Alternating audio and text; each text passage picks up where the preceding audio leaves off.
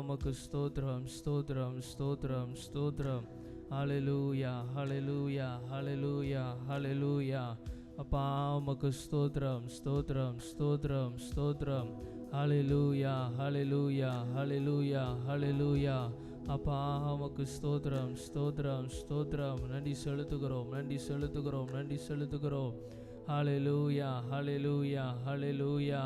அப்பா மை ஸ்தோத்திரிக்கிறோம் ஸ்தோத்திரிக்கிறோம் ஸ்தோத்திரிக்கிறோம் ஸ்தோத்திரிக்கிறோம். ஹல்லேலூயா. அந்த காலை வேளையிலே அப்பா நம்முடைய சமூகத்தில் நாங்கள் ஒன்று கூடியுமே ஆராதிக்க தேவன் கொடுத்திருக்கிற நல்ல கிருபைகளுக்காய் நாங்கள் நன்றி செலுத்துகிறோம் ஆண்டவரே.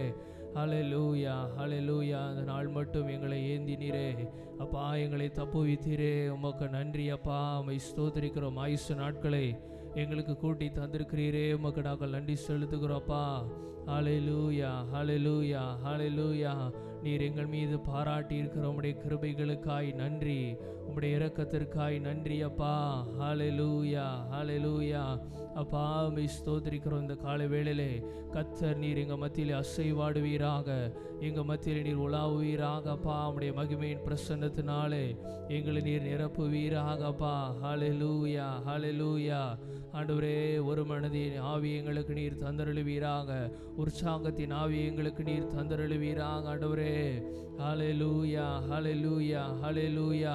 அப்பா எங்கள் மத்தியிலே வாசம் பண்ண விரும்புகிற தேவாதி தேவன் நீர் ஆண்டவரே. அப்பா நீர் பரிசுத்த தேவன், எங்கள் மத்தியிலே கர்த்தர் நீர் வாசம் பண்ணுவீராக அப்பா. எங்கள் மத்தியிலே நீர் உலாவுவீராக தகப்படே. ஹல்லேலூயா ஹல்லேலூயா. எங்கள் மத்தியில் உலாவிடும் எங்களோடென்றும், எங்கள் மத்தியில் உலாவிடும் எங்களோடென்றும் வாசம் செய்யும். எங்கள் மத்தியில் எங்கள் மத்தியில் உலாவிடும் எங்களோடென்றும் வாசம் செய்யும். எங்கள் மத்தியில் எங்கள் மத்தியில் உலாவிடும் எங்களோடென்றும் உமக்கு சிங்காசனம் அமைத்திட உம்மை துதிக்கிறோம் இயேசுவே. பரிசுத்த அலங்காரத்துடனே உம்மை தொழுகிறோமே.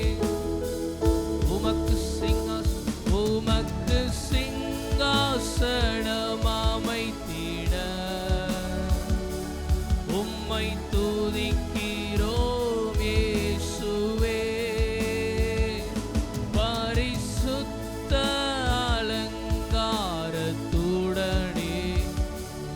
உம்மை தொழுகிறோம் இயேசுவே. எங்கள் மத்தியில் எங்கள் மத்தியில் உலாவிடும் எங்களோடென்றும் இயேசுவே. எங்கள் மத்தியில் உலாவிடும் எங்களோடென்றும் எங்கள் சபையிலே எங்கள் சபையிலே உலாவிடும் எங்களோடென்றும்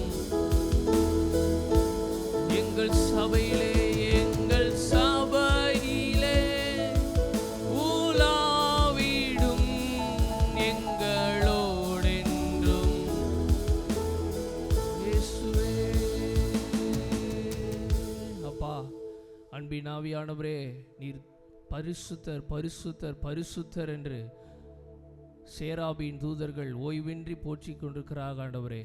இந்த கால வேளையிலும் உம்மை பாடி ஆராதிக்க, உம்மை பாடி துதித்து மகிமைப்படுத்த தேவன் தந்திருக்கிற நல்ல கிருபைகளுக்காய் நன்றி செலுத்துகிறோம் ஆண்டவரே. நாளிலும் கர்த்தர் இந்த ஆராதனை ஆசீர்வாதம் தருவீராக. தொடக்கம் முதல் முடிவு வரை ஆவியானவர் எங்கள் மத்தியில் அசைவாடுவீராக.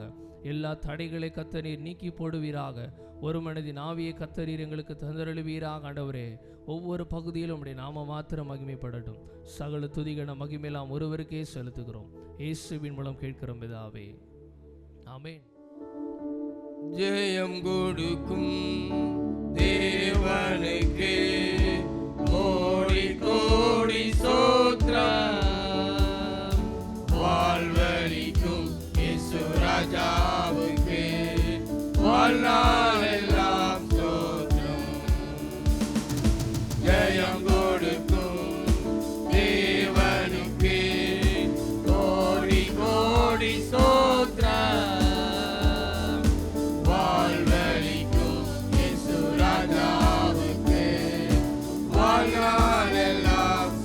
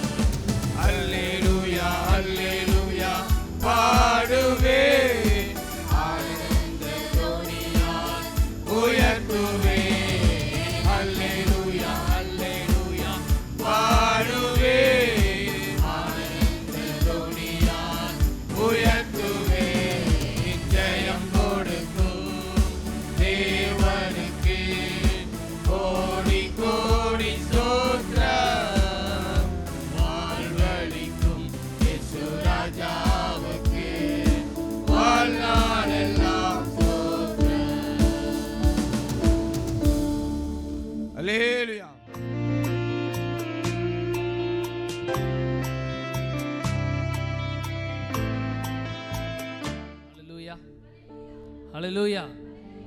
நல்ல சத்தமா கரங்களை உயர்த்தி ஹல்லேலூயா. தேவன் இந்த புதிய நாளை நமக்கு தந்திருக்கிறார். ஆமென். ஹல்லேலூயா.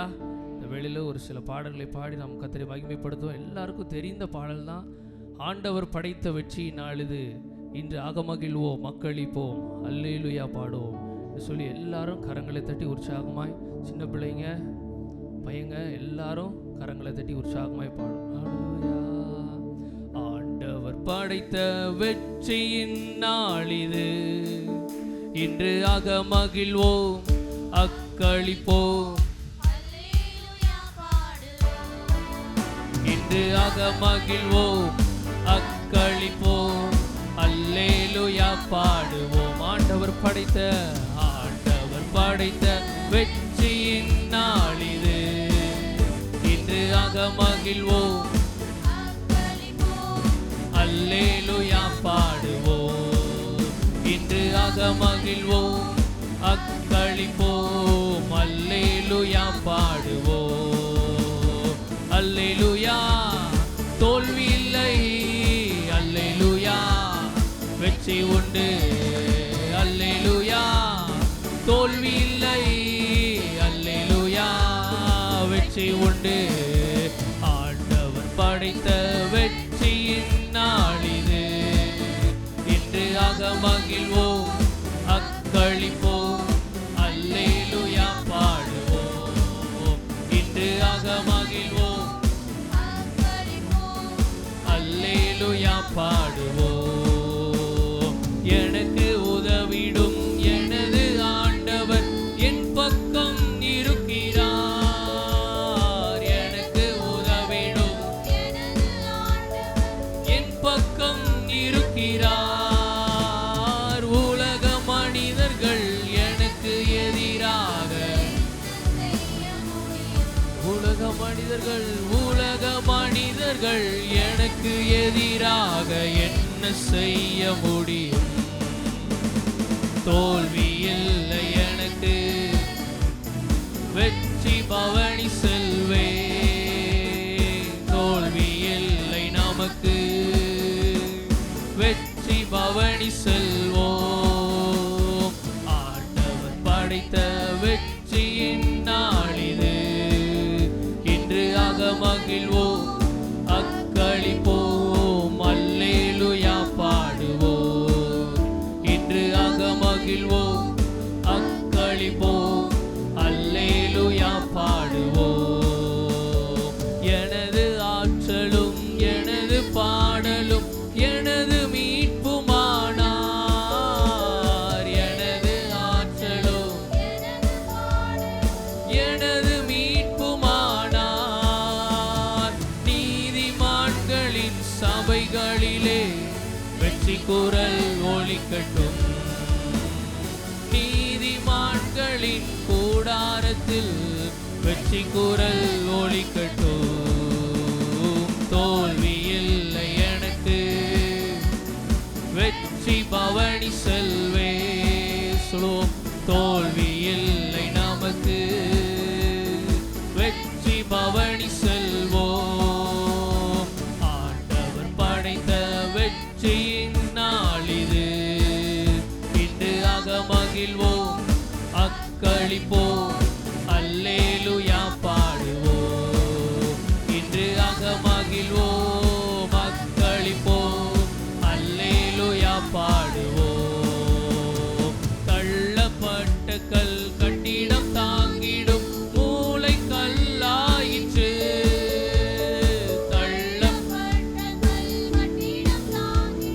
மூளை கல்லாயிற்று. கத்த செயலிது அதிசயம் இது, கைதட்டி பாடுங்களே. கத்த செயலிது அதிசயம் இது, கைதட்டி பாடுங்களே. தோல்வி இல்லை எனக்கு, தோல்வி இல்லை எனக்கு, வெற்றி பவனி செல்வே.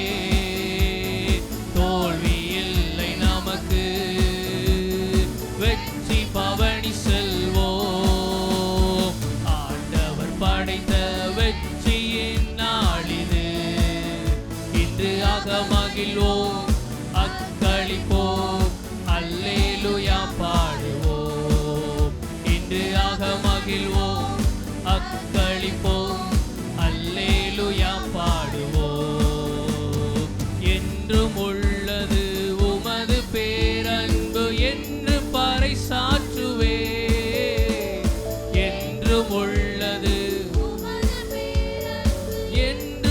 பறைசாற்றுவே. துன்ப வேளையில் நோக்கி கூப்பிட்டேன், துணையாய் வந்தீரையா. துன்ப வேளையில் நோக்கி கூப்பிட்டேன், துணையாய் வந்தீரையா. தோல்வி இல்லை எனக்கு, வெற்றி பவனி செல்வேன். தோல்வி இல்லை நமக்கு, வெற்றி பவனி செல்வோம். ஆண்டவர் படைத்த வெற்றியின் நாளிது. இன்று அகமகிழ்வோம், அக்களிப்போம், அல்லேலூயா பாடுவோம். இன்று அகமகிழ்வோம், அல்லேலூயா பாடு. இன்று அகமகிழ்வோம், இன்று அகமகிழ்வோம், அக்களிப்போம், அல்லேலூயா பாடுவோம். இன்று அகமகிழ்வோம், அக்களிப்போம், அல்லேலூயா பாடு. என்றும் உள்ளது, என்றும் உள்ளது உமது பேரன்பு என்று பறைசாற்றுவே. என்றும் உள்ளது உமது பேரன்பு என்று பறைசாற்றுவே. துன்ப வேளையில் நோக்கி கூப்பிட்டேன், துணையாய் வந்தீரையா. என் துன்ப வேளையில் நோக்கி கூப்பிட்டேன், வந்தீரையா. தோல்வி இல்லை, தோல்வி இல்லை எனக்கு, வெற்றி பவனி செல்வே. சொல்லுமா, தோல்வி இல்லை நமக்கு, வெற்றி பவனி செல்வோம். ஆண்டவர் படைத்த வெற்றியின் நாளிது. இன்று அகமகிழ்வோம், அக்களிப்போம், அல்லேலூயா பாடுவோம். இன்று அகமகிழ்வோம், அக்களிப்போம், அல்லேலூயா பாடுவோம். ஹல்லேலூயா, ஹல்லேலூயா. தோல்வி இல்லை நமக்கு, நிச்சயம் வெற்றி உண்டு. இதுக்கு முன்பதாக பாடின பாடலும் அதுதான். ஜெயம் கொடுக்கிற தேவனுக்கு, அதுக்குள்ள மறந்துட்டீங்களா? ஜெயம் கொடுக்கிற தேவனுக்கு ஸ்தோத்திரம். ஆமென், ஹல்லேலூயா. அவர் நம்முடைய வாழ்க்கையிலே ஒவ்வொரு நாளும் ஜெயத்தை தருகிறவராக இருக்கிறார். அவர் ராஜாதி ராஜாவாய், கத்தாதி கத்தராய் நம்மோடு இருந்து ஒவ்வொரு நாளும் அவர் ஜெயத்தை தருகிறவராக இருக்கிறார். நாம் அவரை சார்ந்து இருக்கும் பொழுது, அவரை நம்பி இருக்கும் பொழுது, அவர் நிச்சயமாக நம்முடைய வாழ்க்கையில் அற்புதங்களை செய்கிறவராக இருக்கிறார். இன்னொரு பாடலை கூட நாம் சேர்ந்து பாடுவோம். ராஜாதி ராஜாவாம், கத்தாதி கத்தராம் என்னேசர் என்னோடு உண்டு, சத்திய வார்த்தைகள் என்னுள்ளே இருப்பதால் விசுவாசம் என்னில் உண்டு. ஆமென், ஹல்லேலூயா. அவர் ராஜாதி ராஜா, கத்தாதி கத்தராக இருந்தாலும் அவர் நம்மோடு கூட இருக்கிறார். ஆமென். விசுவாசிக்கிறீங்களா? ஆமென். நல்லா விசுவாசிக்கிறவங்களா கரங்களை உயர்த்தி ஆமென், ஹல்லேலூயா. அவரை நாம் ஆராதிக்கும் பொழுது, அவரை நாம் உயர்த்தும் பொழுது, அவருடைய பிரசன்னம் நம் மத்தியிலே நிறைவாக இருக்கிறது. நல்ல கரங்களை தட்டி சேர்ந்து இந்த பாடலை பாடு. ஹல்லேலூயா. ராஜாதி ராஜாவாம், கத்தாதி கத்தராம் என்னேசர் என்னோடுண்டு, உம் சத்திய வார்த்தைகள் என்னுள்ளே நிற்பதால் விசுவாசம் என்னில் உண்டு. ராஜாதி ராஜாவாம், கத்தாதி கத்தராம் என்னேசர், உம் சத்திய வார்த்தைகள் என்னுள்ளே நிற்பதால் விசுவாசம் என்னில் உண்டு. உம்மை ஆராதிப்போம், ஆர்ப்பரிப்போம், கர்த்தரின் நாமத்தை உயர்த்திடுவோம். உம்மை ஆராதிப்போம், ஆர்ப்பரிப்போம், கர்த்தரின் நாமத்தை உயர்த்திடுவோம். ராஜாதி ராஜாவாம், கத்தாதி கத்தராம் என்னேசர் என்னோடுண்டு, உம் சத்திய வார்த்தைகள் என்னுள்ளே நிற்பதால் விசுவாசம் என்னில் உண்டு. கால்கள் இடறியே பள்ளத்தில் விழுந்தேனே, தூக்கி எடுத்தீரையா. உலகமே வெறுக்கையில் பக்கத்தில் நின்றென்னை தாங்கி கொண்டீரையா. சொல்லுவோமாம். கால்கள் இடறியே பள்ளத்தில் விழுந்தேனே, தூக்கி எடுத்தீரையா. உலகமே வெறுக்கையில் பக்கத்தில் நின்றென்னை தாங்கி கொண்டீரையா. தள்ளப்பட்ட கல்லாய் இருந்த என்னை மூளைக்கு தலைக்கல்லாய் மாற்றி விட்டீர். தள்ளப்பட்ட கல்லாய் இருந்த என்னை மூளைக்கு தலைக்கல்லாய் மாற்றி விட்டீர். உம்மை ஆராதிப்போம், ஆர்ப்பரிப்போம், கர்த்தரின் நாமத்தை உயர்த்திடுவோம். உம்மை ஆராதிப்போம், அவருடைய நாமத்தை உயர்த்துவோம், தீடுவோம். உம்மை ஆராதிப்போம், ஆர்ப்பரிப்போம், கர்த்தரின் நாமத்தை உயர்த்திடுவோம். உம்மை ஆராதிப்போம், ஆர்ப்பரிப்போம், கர்த்தரின் நாமத்தை உயர்த்திடுவோம். சிங்கங்கள் சூழ்ந்தென்னை விழுங்க நினைக்கையில் கிருபையால் காத்தீரையா. சத்துருக்கள் முன்பாக பந்தியில் உட்கார உயர்த்தி வைத்தீரையா. சிங்கங்கள் சூழ்ந்தென்னை விழுங்க நினைக்கையில் கிருபையால் காத்தீரையா. சத்துருக்கள் முன்பாக பந்தியில் உட்கார உயர்த்தி வைத்தீரையா. நானே உன் தேவனாய் இருப்பேன் என்று வாக்குரைத்து என்னை நடத்தி வந்தீர். நானே உன் தேவனாய் இருப்பேன் என்று வாக்குரைத்து என்றும் நடத்தி வந்தீர். உம்மை ஆராதிப்போம், ஆர்ப்பரிப்போம், கர்த்தரின் நாமத்தை அவரை உயர்த்தி பாடுவோமா. ஆண்டவரே, உம்மை நாம் ஆராதிக்கிறோம். ஆண்டவரே, கர்த்தரின் நாமத்தை உயர்த்திடுவோம். உம்மை ஆராதிப்போம், ஆர்ப்பரிப்போம், கர்த்தரின் நாமத்தை உயர்த்திடுவோம். உம்மை ஆராதிப்போம், கர்த்தரின் நாமத்தை உயர்த்திடுவோம். ராஜாதி ராஜாவாம் கர்த்தாதி கர்த்தராம் என் நேசர் என்னோடுண்டு. சத்திய வார்த்தைகள் என்னுள்ளே நிற்பதால் விசுவாசம் என்னில் உண்டு. ராஜாதி ராஜாவாம் கர்த்தாதி கர்த்தராம் என் நேசர், அவர் என்னோடு இருப்பதாலே விசுவாசம் இருக்கிறது. எந்த பயமும் எனக்கு இல்லையே. உம்மை ஆராதிப்போம், ஆர்ப்பரிப்போம், கர்த்தரின் நாமத்தை உயர்த்திடுவோம். உம்மை ஆராதிப்போம், ஆர்ப்பரிப்போம், கர்த்தரின் நாமத்தை. அப்பா, உம்மை ஆராதிக்கிறோம் ஆண்டவரே, உம்மை உயர்த்துகிறோம் ஆண்டவரே. கர்த்தரின் நாமத்தை உயர்த்திடுவோம். உம்மை ஆராதிப்போம், ஆர்ப்பரிப்போம், கர்த்தரின் நாமத்தை. சிங்கங்கள் சூழ்ந்தென்னை விழுங்க நினைக்கையில் கிருபையால் காத்தீரையா. சத்துருக்கள் முன்பாக பந்தியில் உட்கார உயர்த்தி வைத்தீரையா. சிங்கங்கள் சூழ்ந்தென்னை கிருபையால் காத்தீரையா. சத்துருக்கள் முன்பாக பந்தியில் உட்கார உயர்த்தி வைத்தீரையா. நானே உன் தேவனாய் இருப்பேன் என்று வாக்குரைத்து என்னை நடத்தி வந்தீர். நானே உன் தேவனாய் இருப்பேன் என்று வாக்குரைத்து. மறுபடியும் சொல்லுவோமா. நானே உன் தேவன், நானே உன் தேவனாய் இருப்பேன் என்று வாக்குரைத்து என்னை நடத்தி வந்தீர்.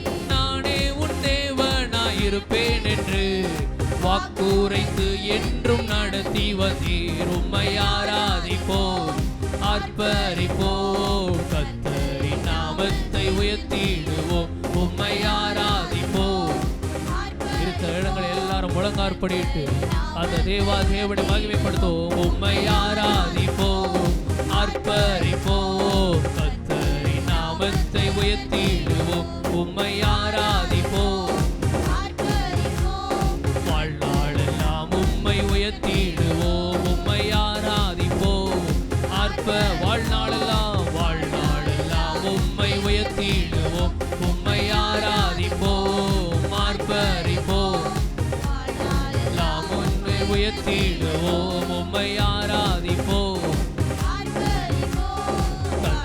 எல்லாம் உம்மை உயர்த்திடுவோம். உம்மை ஆராதிப்போம், வாழ்நாளெல்லாம் உம்மை உயர்த்திடுவோம். உம்மை ஆராதிப்போம், ஆர்ப்பரிப்போம், வாழ்நாளெல்லாம் உம்மை உயர்த்திடுவோம். ஓ ராமா சந்தராம, வாழ்நாளெல்லாம் உம்மை உயர்த்திடுவோம், உம்மை ஆராதிப்போம், வாழ்நாளெல்லாம் உம்மை உயர்த்திடுவோம், உம்மை ஆராதிப்போம். அப்படியே விடுதலையோடு அவரை ஆராதிக்க ஆராதிக்க எல்லா காரியங்களையும் கர்த்தர் மாற்றுகிறவராக இருக்கிறார். அவர் ராஜாதி ராஜாவாய் கத்தாதி கத்தராக இருந்தாலும் அவர் நம்மோடு இருக்கிறவராக இருக்கிறார். அவர் இம்மானுவேலராய் நம்மோடு இருந்து யெகோவா ஷம்மாவாய் நம்மோடு இருந்து நம்மை நடத்துகிறவராக இருக்கிறார். சிங்கங்கள் போன்ற பிசாசின் கிரியைகள் நம்மை சூழ்ந்திருந்தாலும் அவர் கிருபையாய் நம்மை பாதுகாக்கிறவராக இருக்கிறார். ஓம் ஆர்ப்பரிப்போம், கர்த்தரின் நாமத்தை உயர்த்திடுவோம். இம்மட்டும் உதவின எபினேசரே இனியும் காத்திடுவார். இம்மட்டும் உதவின எபினேசரே இனியும் காத்திடுவார். உலகிலே இருக்கும் அவனை விட என் தேவன் பெரியவரே. இந்த உலகிலே இருக்கும் அவனை விட என் தேவன் பெரியவரே. இரத்த கோட்டைக்குள்ளே நான் நுழைந்து விட்டேன், இனி எதுவும் அணுகாது, எந்த தீங்கும் தீண்டாது. இரத்த கோட்டைக்குள்ளே இனி எதுவும் அணுகாது, எந்த தீங்கும் தீண்டாது. இரத்த கோட்டைக்குள்ளே நான் நுழைந்து விட்டேன், இனி எதுவும் அணுகாது, எந்த தீங்கும். நல்ல விடுதலையோடு சொல்லுவோம், இரத்த கோட்டைக்குள்ளாக நாங்கள் இருக்கிறோம். எந்த வாதைகளோ எந்த தீங்குகளோ எந்த பிசாசின் கிரியைகளோ எங்களை தொடாதபடிக்கு பாதுகாக்கிறது அவருடைய இரத்தம். இரத்த கோட்டைக்குள்ளே நான் நுழைந்து விட்டேன், அணுகாது, எந்த தீங்கும் தீண்டாது. தேவனே ஒளியும் மீட்புமானார் யாருக்கு அஞ்சிடுவேன். தேவனே ஒளியும் மீட்புமானார் யாருக்கு அஞ்சிடுவேன். அவரே என் வாழ்வின் பலனானார் யாருக்கு பயப்படுவேன். அவரே என் வாழ்வின் அவரை என் வாழ்வின் பலனானார். அவரை என் வாழ்வின் பலனானார் யாருக்கு பயப்படுவேன். அவரை என் வாழ்வின் யாருக்கு பயப்படுவேன். இரத்த கோட்டைக்குள்ளே நான் நுழைந்து விட்டேன், இனி எதுவும் அணுகாது, எந்த தீங்கும் தீண்டாது. இரத்த கோட்டைக்குள்ளே நான் நுழைந்து விட்டேன். ஆமென். அப்பா, நாங்கள் உம்முடைய இரத்த கோட்டைக்குள்ளாக நீர் ஒவ்வொருவரையும் வைத்திருக்கிறதுனால எந்த தீங்கும் யாரையும் அணுகாதபடி பாதுகாக்கிறவர் நீர் ஆண்டவரே. எந்த பில்லி சூனிய கிரியைகளோ எந்த அந்தகார வல்லமைகளோ எல்லா மனுஷிக கிரியைகளோ எதுவும் எங்களை தொடாதபடிக்கு பாதுகாக்கிறவர் நீங்க ஆண்டவரே. ஒவ்வொருவரை தொட்டு ஆண்டவரை சுகப்படுத்துவீராக. உம்முடைய இரத்தத்தினாலே பாவ மன்னிப்பு இருக்கிறது, உம்முடைய இரத்தத்தினாலே சுகம் இருக்கிறது, உம்முடைய இரத்தத்தினாலே எங்களுக்கு பாதுகாப்பு இருக்கிறது. ஓ ஆமென். எந்த தீங்கும் தீண்டாது. மலைகள் குன்றுகள் விலகினாலும் மாறாது உம் கிருபை. மலைகள் குன்றுகள் விலகினாலும் மாறாது உம் கிருபை. அநாதி ஸ்நேகத்தால் இழுத்து கொண்டே அடைத்து சேர்த்து கொண்டே என்னை. அநாதி ஸ்நேகத்தால் இழுத்து கொண்டே அநாதி ஸ்நேகத்தால் என்னை. அநாதி ஸ்நேகத்தால் இழுத்து கொண்டே அடைத்து சேர்த்து கொண்டே என்னை. அநாதி ஸ்நேகத்தால் இரத்த கோட்டைக்குள்ளே நான் நுழைந்து விட்டேன், இனி எதுவும் அணுகாது, எந்த தீங்கும் தீண்டாது. இரத்த கோட்டைக்குள்ளே இரத்த கோட்டைக்குள்ள பிள்ளைகளாக நீர் எங்களை வைத்திருக்கிறபடியினால் உமக்கு நன்றி செலுத்துகிறோம் ஆண்டவரே. தீண்டாது இரத்த கோட்டைக்குள்ளே நான் நுழைந்து விட்டேன், இனி எதுவும் அணுகாது, எந்த தீங்கும் தீண்டாது. இரத்த கோட்டைக்குள்ளே நான் நுழைந்து விட்டேன், இனி எதுவும் அணுகாது, எந்த தீங்கும் தீண்டாது. அசைவாடும் அனலாக்கும் எங்கள் அக்கினி ஜுவாலையே, அசைவாடும் அனலாக்கும் எங்கள் அக்கினி ஜுவாலையே. அசைவாடும் அசைவாடும் அனலாக்கும் எங்கள் அக்கினி ஜுவாலையே, அசைவாடும் அனலாக்கும் எங்கள் அக்கினி ஜுவாலை. அசைவாடுவீராக, அசைவாடும் அனலாக்கும் எங்கள் அக்கினி ஜுவாலையே. அசைவாடும் அசைவாடும் எங்கள் அக்கினி ஜுவாலை. அசைவாடும் அசைவாடும் ஒரு அக்கினி அபிஷேகம் நம்மத்திலே நிறைவாய் இறங்குகிறது. ஆவியானவர் உங்களுக்கு தந்தருளுகிறார். கேட்டு பெற்றுக்கொள்ளுங்க. தாகம் உள்ளவர் மேல் கண்ணீரை ஊற்ற வேண்டும் சொன்ன தேவன் நம் மத்தியிலே அசைவாடுகிறவராக இருக்கிறார். எலியாவின் தேவன் நம் தேவனாக இருக்கிறார். ஆமே. அக்கினி ஜுவாலையே, அசைவாடும் அசைவாடும் அனலாகும் எங்கள் அக்கினி ஜுவாலையே. அசைவாடும் அசைவாடும் எங்கள் அக்கினி ஜுவாலையே. ஆவியே ஆவியே ஆவியே ஆவியே, அசைவாடும் அனலாக்கும் எங்கள் அக்கினி ஜுவாலையே. அசைவாடும் அசைவாடுவீராக அப்பா. எங்க ஒவ்வொருவரை அனல் உள்ளவர்களாய் மாற்றுவீராக ஆண்டவரே. நாங்கள் ஆவியில் அனல் உள்ளவர்களாய் இருக்க உதவி செய்தருள்வீராக ஆண்டவரே. ஒளியில் உள்ளவர்களாய் நாங்கள் இல்லாமல் ஒவ்வொரு நாளும் அனல் உள்ளவர்களாய் காணப்பட ஆண்டவரே, அப்படிப்பட்ட அனல் எங்களிடத்தில் உண்டாக கிருபை செய்தருள்வீராகப்பா. உம்முடைய ஆவியின் அபிஷேகத்தை ஒவ்வொருவருக்குள்ளாய் ஊற்றுவீராக ஊற்றுவீராகப்பா. ஆமே. ஓ ரபா பாபா ஷதரா பாபா எங்கள் அக்கினி ஜுவாலையே. அசைவாடும் அசைவாடும் அனலாக்கும் எங்கள் அக்கினி ஜுவாலையே. ரபா பாபா ஷதரா பாபா ஓ ரபா லகதனப ஷதரபா கதரபா ரிபா லகதரப ஷதரபா லபகதரபா.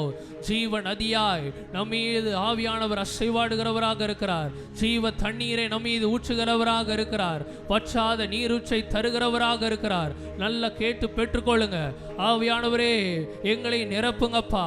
ஒவ்வொருவரை அனல் உள்ளவர்களாய் மாற்றுவீராகப்பா.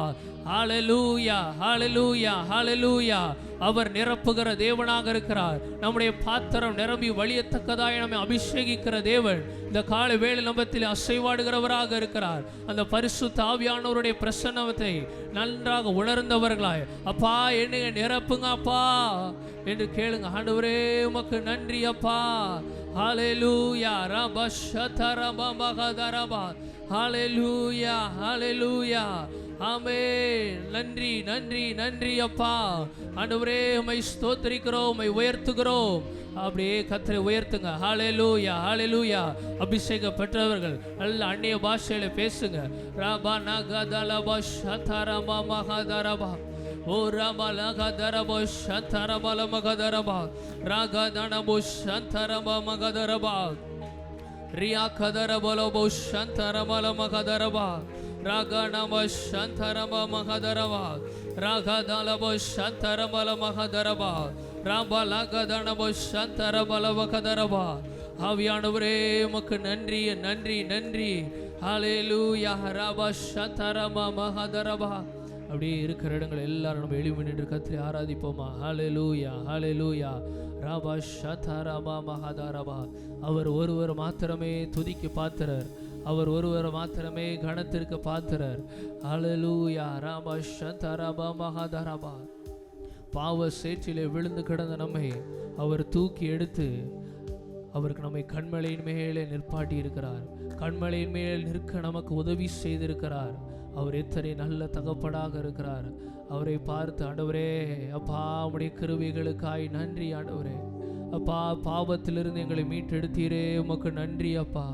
ஹல்லேலூயா ஹல்லேலூயா. அப்பா உம்மை ஸ்தோத்திரிக்கிறோம். ஹல்லேலூயா ஹல்லேலூயா ஹல்லேலூயா. அப்பா உமக்கு ஸ்தோத்திரம் ஸ்தோத்திரம் ஸ்தோத்திரம். ஹல்லேலூயா ஹல்லேலூயா ஹல்லேலூயா ஹல்லேலூயா. ரபா பாபா ஷந்தரமலகதரபா. எபேசியர் 1:7 வாசிக்கிறோம். அவருடைய கிருபையின் ஐஸ்வர்யத்தின்படியே இவருடைய இரத்தத்தினாலே பாவ மன்னிப்பாகிய மீட்பு இவருக்குள் நமக்கு உண்டாயிருக்கிறது. இயேசுவுடைய இரத்தத்தினாலே பாவ மன்னிப்பாகிய மீட்பு இயேசுவுக்குள் நமக்கு உண்டாயிருக்கிறது. நாம் எத்தனையோ தடவை தேவனை விட்டு தூரமாய் சென்ற பொழுதிலும் அவருடைய இரத்தத்தினாலே நமக்கு மீட்பை தந்திருக்கிறார். அவர் நம்மை மீட்டெடுத்திருக்கிறார். அவராலே நாம் நீதிமான்களாய் மாற்றப்பட்டிருக்கிறோம். ஹல்லேலூயா. ஒருவராலேவும் ஒருவர் மூலமா நான் நீதிமானாய் மாற்றப்பட்டேனே. ஒருவராலேவும் ஒருவர் மூலமாய் நான் நீதிமானாய் மாற்றப்பட்டேனே. ஒருவராலே ஒருவராலேவும் ஒருவர் மூலமாய் நான் நீதிமானாய் மாற்றப்பட்டேனே. ஒருவராலே ஒருவராலே ஒருவர் மூலமாய் நான் நீதிமானாய் மாற்றப்பட்டேனே. இயேசுவே நீர் காரணம். இயேசுவே நீர் காரணம். எல்லா மகிமைக்கு பாத்தி. இயேசுவே இயேசுவே என் துதிக்கு பாத்திர. இயேசுவே நீர் காரணம். எல்லா மகிமைக்கு பாத்திர. உம்மை ஆராதிப்பேன் வாழ்நாளெல்லாம். உம்மை ஆராதிப்பேன் வாழ்நாளெல்லாம். உம்மை ஆராதிப்பேன். உம்மை ஆராதிப்பேன் வாழ்நாளெல்லாம். உம்மை ஆராதிப்பேன் வாழ்நாளெல்லாம். பாவத்துக்கு மரித்து நான் நீதிக்கு பிழைத்திட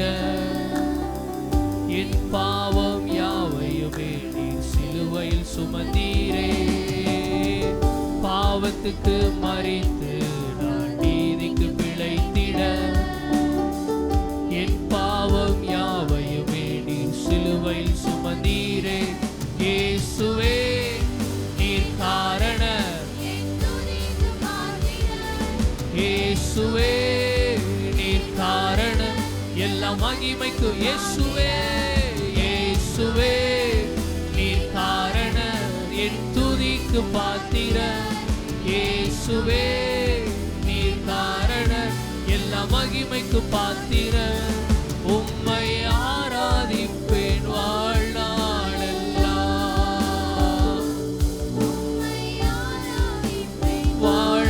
வாழ்நாளெல்லாம் உம்மை ஆராதிப்பேன்.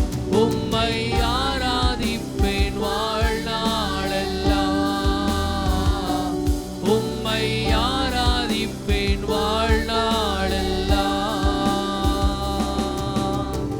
ஜீவனை பெற்று நான் ஆளுகை செய்திட கிருபையும் நீதியையும் நீர் ஈவாய் தந்தீரே.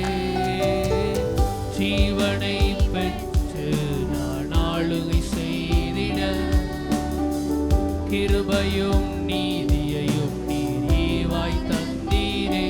இயேசுவே நீர் காரணம்.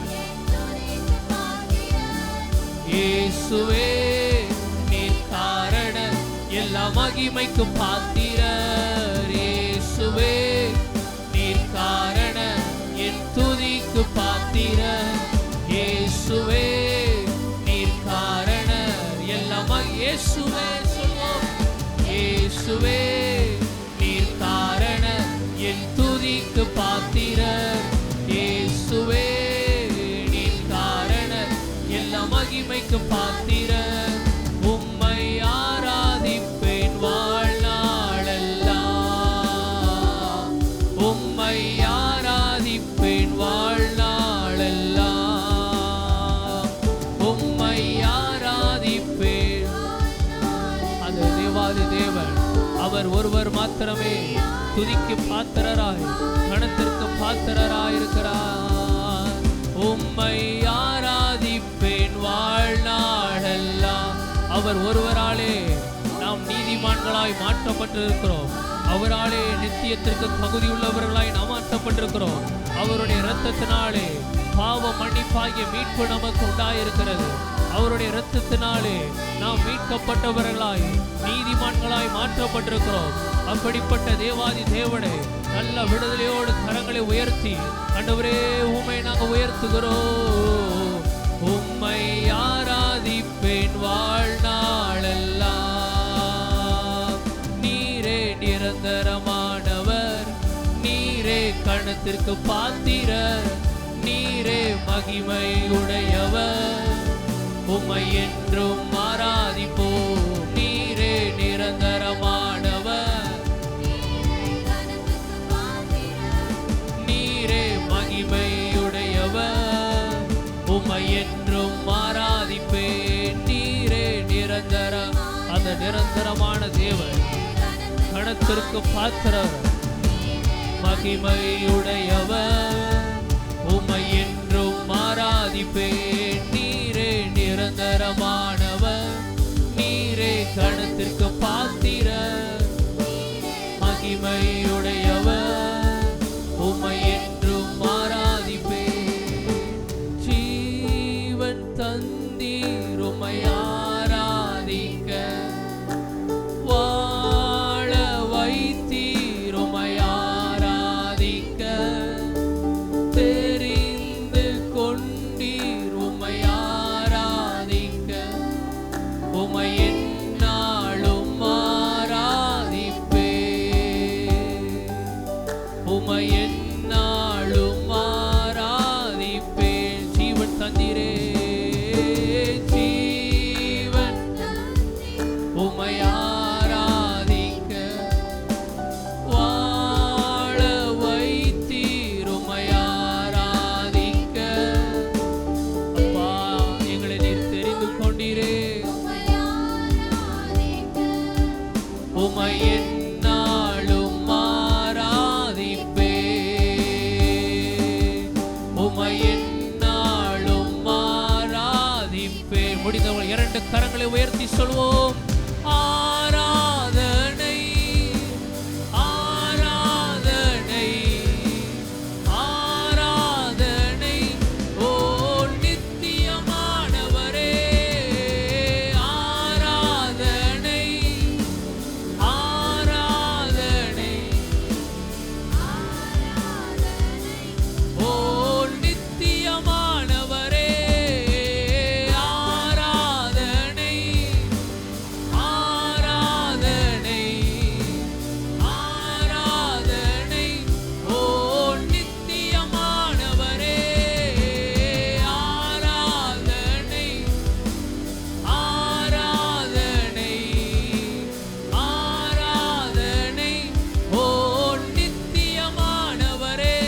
நீரே நிரந்தரமானவர், நீரே கணத்திற்கு பாத்திரர், நீரே மகிமை உடையவர்.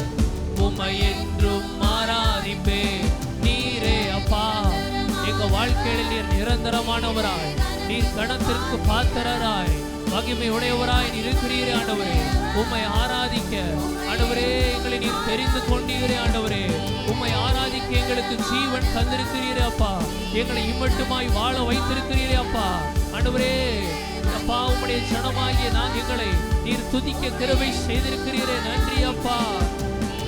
நிரந்தரமானவர், நீரே மகிமைக்கு பாத்திரர், நீரே மகிமை உடையவர். உம்மை என்றும் ஆராதிப்பேன். நீரே நிரந்தரமானவர், நீரே கணத்திற்கு பாத்திரர், உம்மை என்றும் ஆராதி ஆராதிப்பே. நீரே நிரந்தரமான. நீங்க மாத்திர சத்தத்தை உயர்த்தி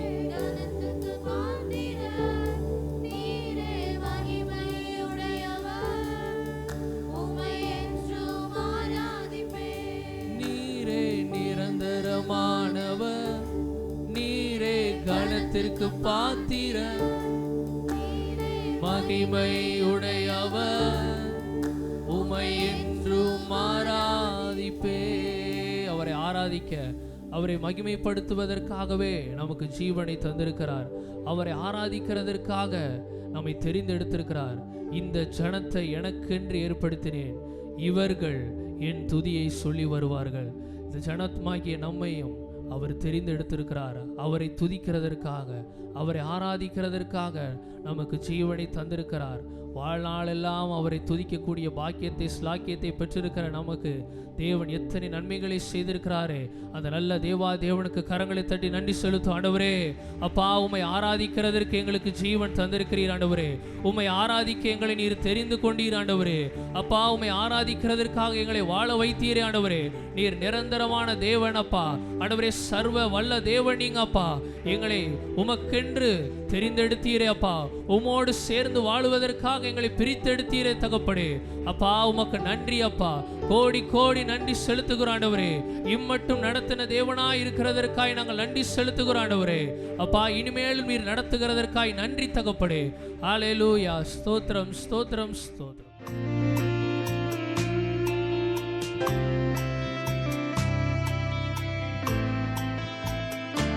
மன்னிக்க முடியாத ஜாம்பவான்கள், மன்னிக்க முடியாத ஜாம்பவான்கள் அப்படின்னா என்ன அர்த்தம்?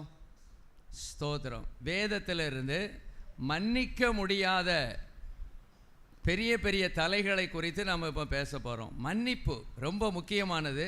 அதை முதல்ல வசனங்களை வாசிப்போம். எபேசியர் 4:32. எபேசியர் 4:32. ஒருவருக்கொருவர் தயவாயும் மன உருக்கமாயும் இருந்து கிறிஸ்துவுக்குள் தேவன் உங்களுக்கு மன்னித்தது போல நீங்களும் ஒருவருக்கொருவர் மன்னியுங்கள். தேவன் உங்களுக்கு மன்னித்தது போல நீங்களும் ஒருவருக்கொருவர் மன்னியுங்கள். அடுத்த வசனம் வாசிப்போம். மத்தேயு 6:14-15. மத்தேயு 6ஆம் அதிகாரம். மனுஷருடைய தப்பிதங்களை நீங்கள் அவர்களுக்கு மன்னித்தால் உங்கள் பரமபிதா உங்களுக்கும் மன்னிப்பார். மனுஷருடைய தப்பிதங்களை நீங்கள் அவர்களுக்கு மன்னியாதிருந்தால் உங்கள் பிதா உங்கள் தப்பிதங்களையும் மன்னியாதிருப்பார். மனுஷருடைய தப்பிதங்களை நீங்கள் அவர்களுக்கு மன்னித்தால் உங்கள் பரமபிதா உங்களுக்கும் மன்னிப்பார். மனுஷருடைய தப்பிதங்களை நீங்கள் அவர்களுக்கு மன்னியாதிருந்தால் உங்கள் பிதா உங்கள் தப்பிதங்களையும் மன்னியாதிருப்பார். மத்தேயு 18:35.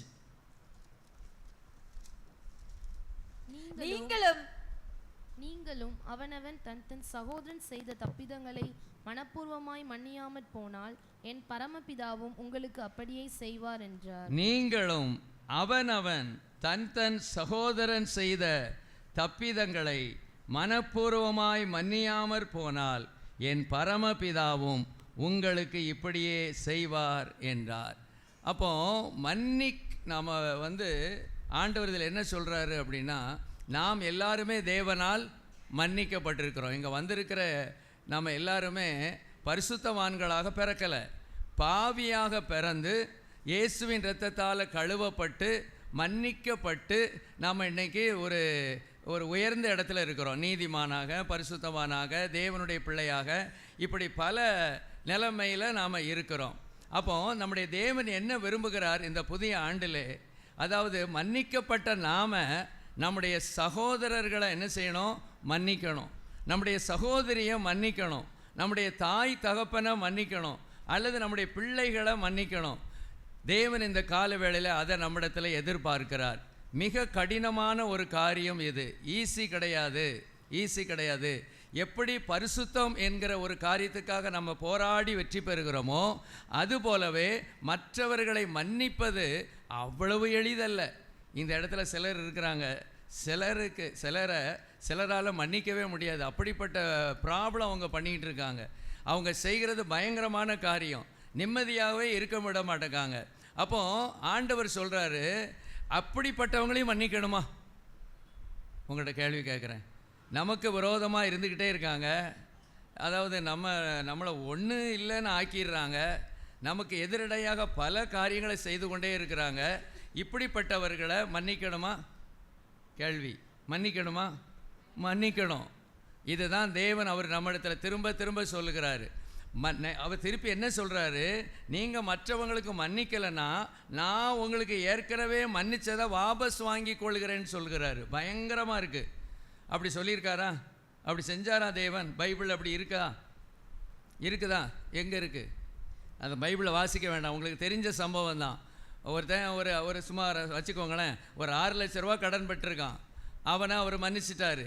அவன் இந்த மன்னிக்கப்பட்டவன் ஒரு 600 ரூபா கடன் பட்டவனை அப்படியே கழுத்தை பிடிச்சி நெரிச்சு என்ன செய்கிறான்? நீ பட்ட கடனை எனக்கு கொடுன்னு சொல்கிறான். ஐயா நான் எப்படியாவது கொடுத்துட்றேன். இல்லை அது கொடுத்து தான் ஆகணும்னு சொல்லி ஜெயிலில் தூக்கி போட்டுடுறான். இதை யார் கேட்டார்? அந்த எஜமான் கேட்டு, எப்பா உனக்கு நான் 6 லட்ச ரூபா மன்னிச்சேனே, நீ ஒரு 600 ரூபாயை நீ உன்னால் மன்னிக்க முடியலையே, ஆகவே நீ 6 லட்ச ரூபாயும் திருப்பி தரணும்னு சொல்லி அவனை தூக்கி ஜெயிலில் போட்டான். பிரைஸ் தி லார்ட், ஸ்தோத்திரம். சாதாரணமானதில்லை, ரொம்ப கடினமானது இந்த மெசேஜ். மன்னிக்க முடியாத ஜாம்பவான்கள், அவங்கெல்லாம் பெரிய பெரிய ஆட்கள். பைபிளில் சொல்லப்பட்ட ராஜாக்களாக இருப்பாங்க, தீர்க்கதரிசிகளாக இருப்பாங்க, அப்போஸ்தலராக இருப்பாங்க. ஆனால் அவங்க இந்த மன்னிப்புங்கிற விஷயத்தில் வரும்போது அவங்க மன்னிக்க முடியாமல் திணறி இருக்காங்க, மன்னிக்க முடியாமல் கஷ்டப்பட்டிருக்காங்க. ஆனால் தேவனுடைய பிள்ளைகளாகிய நீங்களும் நானும் முழுமையாய் நம்முடைய பாவங்களும் மன்னிக்கப்பட வேண்டுமென்றால், முழுமையான ஆசீர்வாதத்தை தேவனிடத்திலிருந்து பெற்றுக்கொள்ள வேண்டுமென்றால் நாம் மற்றவர்களை மன்னிக்கணும். இப்போ கொஞ்சம் யோசிச்சு பாருங்களேன், நம்ம யாரையாவது மன்னிக்க வேண்டியது இருக்கா? யாரையாவது மன்னிக்க வேண்டியிருக்கான்னு நீங்கள் யோசிச்சு பாருங்கள். உங்களுக்கு தான் அது தெரியும். ஒரு தீர்க்கதரிசி இதை சொல்ல முடியாது. உங்களுக்கே தெரியும். சிலர் மேலே நமக்கு ரொம்ப கசப்பு இருக்குது, சிலர் மேலே சில வைராக்கியம் இருக்குது, கோபம் இருக்குது, எரிச்சல் இருக்குது. அவங்களுடைய வார்த்தைகள், அவங்களுடைய செயல்கள் நம்ம அவங்க மேலே ஒரு கசப்பை வச்சுக்கிட்டே இருக்குது. அவங்கள நம்ம மன்னிக்க முடியல. மற்ற காரியங்களெல்லாம் கரெக்டாக நம்ம செஞ்சுக்கிட்டே இருக்கிறோம். பரிசுத்த வாழ்க்கையில் ஒழுங்காக போய்கிட்டு இருக்கோம், ஜெபம் பண்ணுறோம், வேதத்தை வாசிக்கிறோம், நம்மளால் இயன்ற ஊழியத்தை செய்கிறோம்.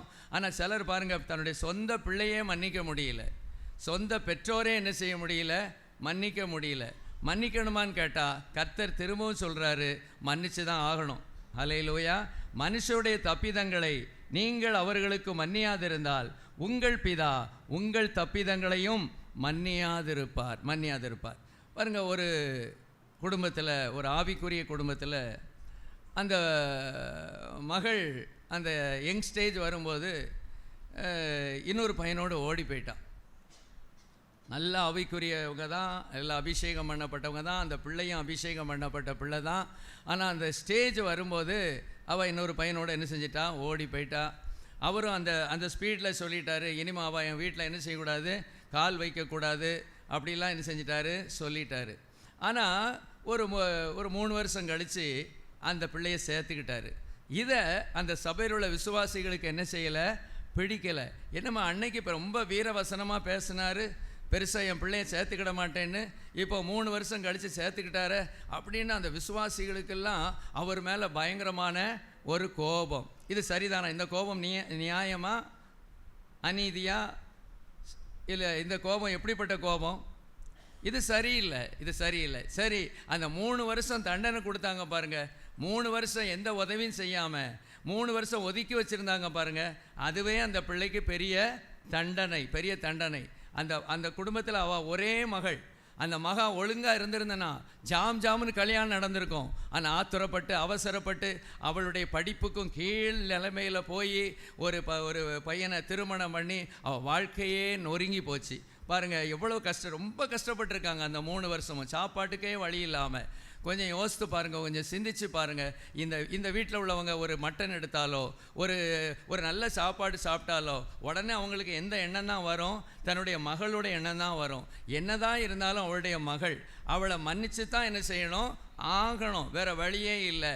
நம்ம பிள்ளைகள் எவ்வளவு தவறு செய்தாலும் நம்ம கண்டிக்க வேண்டியது ஒரு பகுதியாக இருந்தாலும் அடுத்த பகுதி நாம் மன்னிச்சு தான் ஆகணும். ஏன்?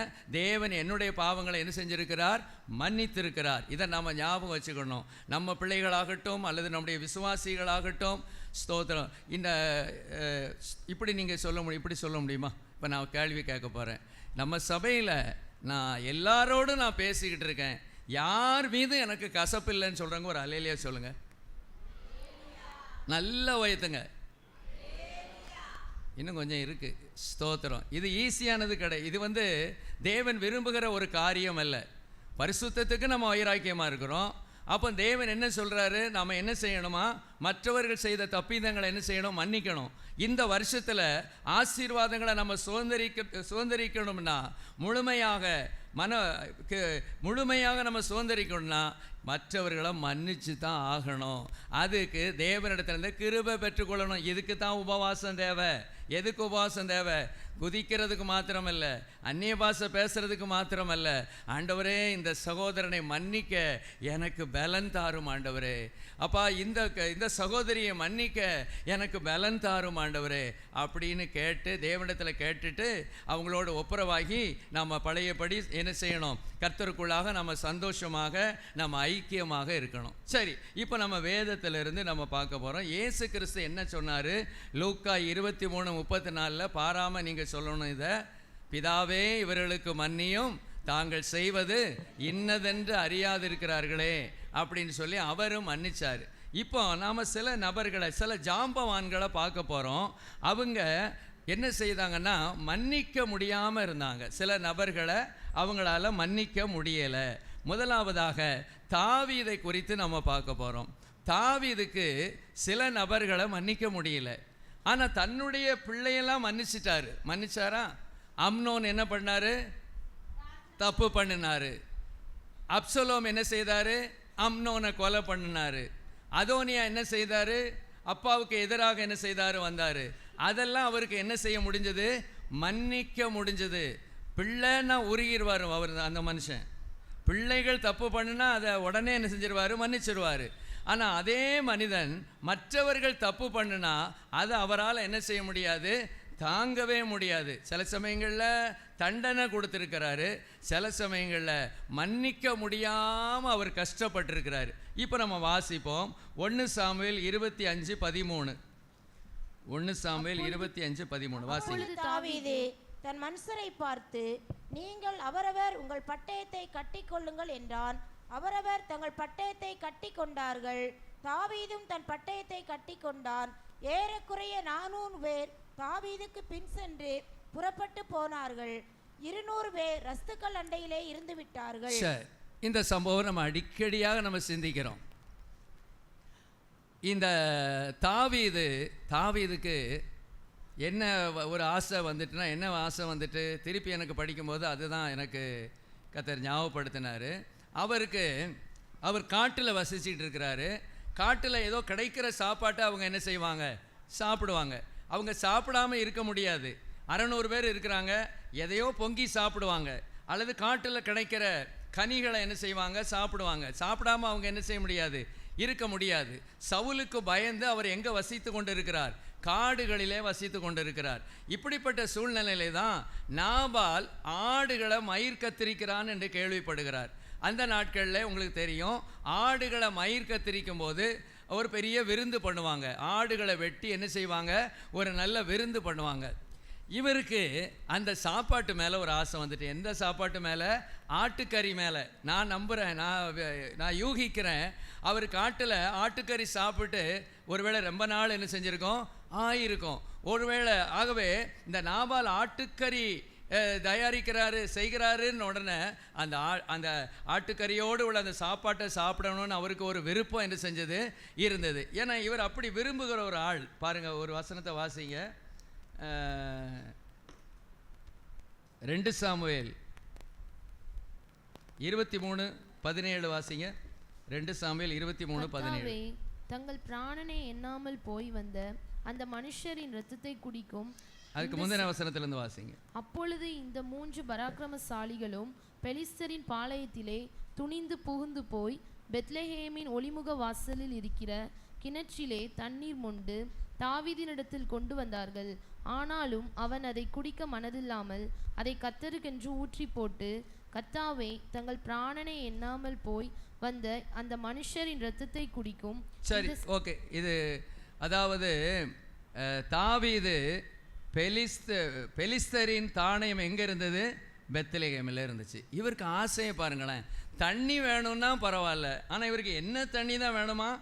பெத்லெகேமின் ஒலிமுக வாசலில் இருக்கிற கிணற்றின் தண்ணீரின் மேல் ஆவல் கொண்டு என் தாகத்திற்கு கொஞ்சம் தண்ணீர் கொண்டு வருகிறவன் யார் என்றான். தண்ணீர் தாங்கன்னா ஏதாவது தண்ணீரை கொடுத்துருப்பாங்க, ஆனால் எந்த தண்ணீர் தான் வேணுமா? பெத்லெகேமில் இருக்கிற தண்ணீர். ஏன்னா அந்த தண்ணீர் எப்படி இருக்கும்? நான் நினைக்கிறேன் கொஞ்சம் மதுரமாக இருக்கலாம், ஒரு டேஸ்ட்டாக இருக்கலாம், நம்முடைய தாமிரபரணி ஆற்று தண்ணி போல் என்ன செய்யலாம், இருக்கலாம். அந்த மாதிரி அவருக்கு எப்போதுமே ஒரு ஸ்பெஷலாக தண்ணி குடிக்கணும், ஸ்பெஷலாக சாப்பிடணும்னு ஒரு ஆசை. சரி, இவர் நாபால்கிட்ட கேட்டுட்டாரு. நாபால் என்ன செஞ்சிட்டாரு? சீறி விழுந்துட்டாரு. தாவீது யாரு? ஈசாயின் குமாரன் யாரு? இன்னைக்கு சில மனுஷர் எஜமான்களை விட்டு ஓடி போகிறாங்க, நான் எனக்கு வச்சிருந்தது அவனுக்கு கொடுப்பேனான்னு வசை மாறி கோபத்தில் அவர் என்ன செஞ்சுறாரு? பேசுகிறாரு. இப்போ இந்த நாபாலால் என்ன செய்ய முடியல? இந்த மனிதனை நாபாலை என்ன செய்ய முடியல? தாவீதால மன்னிக்க முடியல. தாவீது என்ன செஞ்சுருக்கணும்? சரி, நாம் அந்த சாப்பாடை கேட்டோம், அந்த ஆட்டுக்கறியை நம்ம கேட்டோம், நமக்கு தரலை, பரவாயில்ல, ஆண்டவர் இன்னைக்கு தரலைனாலும் என்னைக்காவது எனக்கு தருவார் அப்படின்னு விசுவாசிச்சிருக்கணும். அல்லது அதை ஒரு சாதாரணமாக விட்டுருக்கணும். அல்லது ஆண்டவர்கிட்ட அவர் ஜெபம் பண்ணியிருக்கணும், ஆண்டவரே, இந்த மாதிரி ஆட்டுக்கறி நான் விரும்பினேன், இன்றைக்கி எனக்கு கிடைக்கல, இன்றைக்கி இல்லாட்டாலும் எனக்கு என்னைக்காவது இந்த ஆட்டுக்கறி எனக்கு என்ன செய்யணுமே, தரணுமேன்னு சொல்லி என்ன செஞ்சுருக்கணும்? சிம்பிளாக மன்னித்து அதை விட்டுருக்கணும். ஆனால் மன்னிக்கிறதற்கு பதிலாக இவர் என்ன பண்ணார்னா, கோபப்பட்டு அந்த குடும்பத்தையே அழிக்கணும்னு என்ன செய்கிறார்? அவர் புறப்படுகிறார். இவர் யாரு? ஒரு ஜெபிக்கிற மனிதர். இவர் யாரு? துதிக்கிற மனிதர். இவர் யாரு? ஆராதிக்கிற மனிதர். இவர் யாரு? கர்த்தரின் இருதயத்துக்கு ஏற்ற ஒரு மனிதர். ஆனால் இப்போ அவரால் மன்னிக்க முடியல. மன்னிக்கிற சுபாவம் அவருக்கு இல்லை. நம்மை நாமே கொஞ்சம் நிதானித்து பார்ப்போம். இந்த புதிய ஆண்டில் மன்னிக்கிற சுபாவம் நமக்கு இருக்கா, அல்லது இன்னும் கசப்பை நம்ம உள்ளத்தில் வச்சுருக்கோமா? ஆண்டவரிடத்தில் நம்ம போய் பேசணும். இப்போ பேச முடியாட்டாலும் வீட்டில் போய், ஆண்டவரே, தாவீதை போல எனக்கும் ஆண்டவரே சிலர் மேலே கசப்பு இருக்குது, என்னால் அவங்கள மன்னிக்க முடியல, என் மகனை மன்னிக்க முடியல, என் மகளை மன்னிக்க முடியல, என் மருமகனை மன்னிக்க முடியல, என் மருமகளை மன்னிக்க முடியல. நானும் ஒரு கிறிஸ்தவன்னு சொல்லிகிட்டு இருக்கிறேன், நானும் ஒரு கிறிஸ்தவ பெண்மணி நானும் சொல்கிறேன், ஆனால் இவங்களெல்லாம் மன்னிக்க முடியல. என் பாவங்களை நீர் மன்னிச்சிடல, எவ்வளோ பெரிய பாவங்களெல்லாம் நீர் மன்னிச்சிரு ஆண்டவரே, இதை மன்னிக்கிறதுக்கு எனக்கு பலன் தாரும் ஆண்டவரே, ஆசீர்வாதத்தை தருங்கிறது அடுத்தது. இப்போ மன்னிக்கிறதுக்கு என்ன வேணும்? நமக்கு பலன் வேணும். இந்த விஷயத்தில் நம்ம சரியாயிட்டோம்னா, இந்த விஷயத்தில் நம்ம வெற்றி பெற்றுட்டோம்னா, இந்த ஆண்டில் நன்மைகள் நம்முடைய வீட்டின் மேலே சொரியும், நன்மைகள் பொழியும், ஆசீர்வாதம் கொட்டும். பிரைஸ் தி லார்ட், ஹல்லேலூயா, ஸ்தோத்திரம். இந்த பகுதியில் நம்ம ரொம்ப வீக்காக இருக்கோம். நமக்கு ஒருத்தரை முகம் கொடுத்து பார்த்து பேச நமக்கு இஷ்டம் இல்லை, கை கொடுக்க இஷ்டம் இல்லை. ஒருத்தர் இப்படி வந்தால் நம்ம இப்படி போயிடுறோம். உறவுகளோடு நமக்கு ஐக்கியம் இல்லை, சமாதானம் இல்லை, விட்டு கொடுக்க முடியல, மன்னிக்க முடியல. ஆண்டவர் நம்ம பார்த்து சொல்கிறாரு, இந்த வருஷத்தில் உன்னை அபரிதமாக ஆசீர்வதிக்கும் நான் விரும்புகிறேன், ஆசீர்வாதத்தை உன்னுடைய தலையின் மேலே தங்க பண்ண நான் விரும்புகிறேன். ஆனால் நீ மன்னிக்கணும், என்னை போல நான் எப்படி மன்னிச்சனோ அது போல் நீ என்ன செய்யணும்? மன்னிக்கணும்னு சொல்கிறாரு. ரெண்டாவது, இதே தாவீது 1 ராஜாக்கள் 2:5-6 வாசிங்க. செருயாவின் குமாரனாகிய யோவாப் இஸ்ரவேலின் 2 சேனாபதிகளாகிய நேரின் குமாரர் அப்னேருக்கும் ஏத்தேரின் குமாரன் அமாசாவுக்கும் செய்த காரியத்தினால் எனக்கு செய்த குற்றத்தை நீ அறிந்திருக்கிறாயே. அவன் அவர்களை கொன்று சமாதான காலத்திலே யுத்த காலத்து இரத்தத்தை சிந்தி, யுத்த காலத்து இரத்தத்தை தன் அறையிலுள்ள கச்சையிலும் தன் கால்களிலும் இருந்து பாதரட்சையிலும் வடிய விட்டானே. சரி, இது நமக்கு தெரிந்த விஷயம்தான். யோவாப் விஷயத்தில் இந்த தாவீது இந்த யோவாப் என்ன செஞ்சாருன்னு உங்களுக்கு தெரியும். யோவாப் என்ன பண்ணார்? படைத்தலைவனாக அப்னேரை கொலை பண்ணினார், சேனாபதியாக அமாசாவை கொலை செய்தார், இரத்தத்தை சிந்திட்டார். இது ஒரு பெரிய தவறான ஒரு காரியம்தான், தவறான காரியம். ஆனால் அவர் அந்த தப்பு பண்ணுகிற அந்த நேரத்தில் அவர் எந்த முடிவுமே எடுக்கலை, அமைதலாக இருந்துட்டார். ஆனால் யோவாப்பை மாத்திரம் என்ன செஞ்சார்? சபித்தார். நீங்கள் பார்க்கலாம், யோவாப்பை ரொம்ப என்ன செஞ்சார்? சபித்தார். வாசிங்க 2 சாமுவேல் 3:28-29.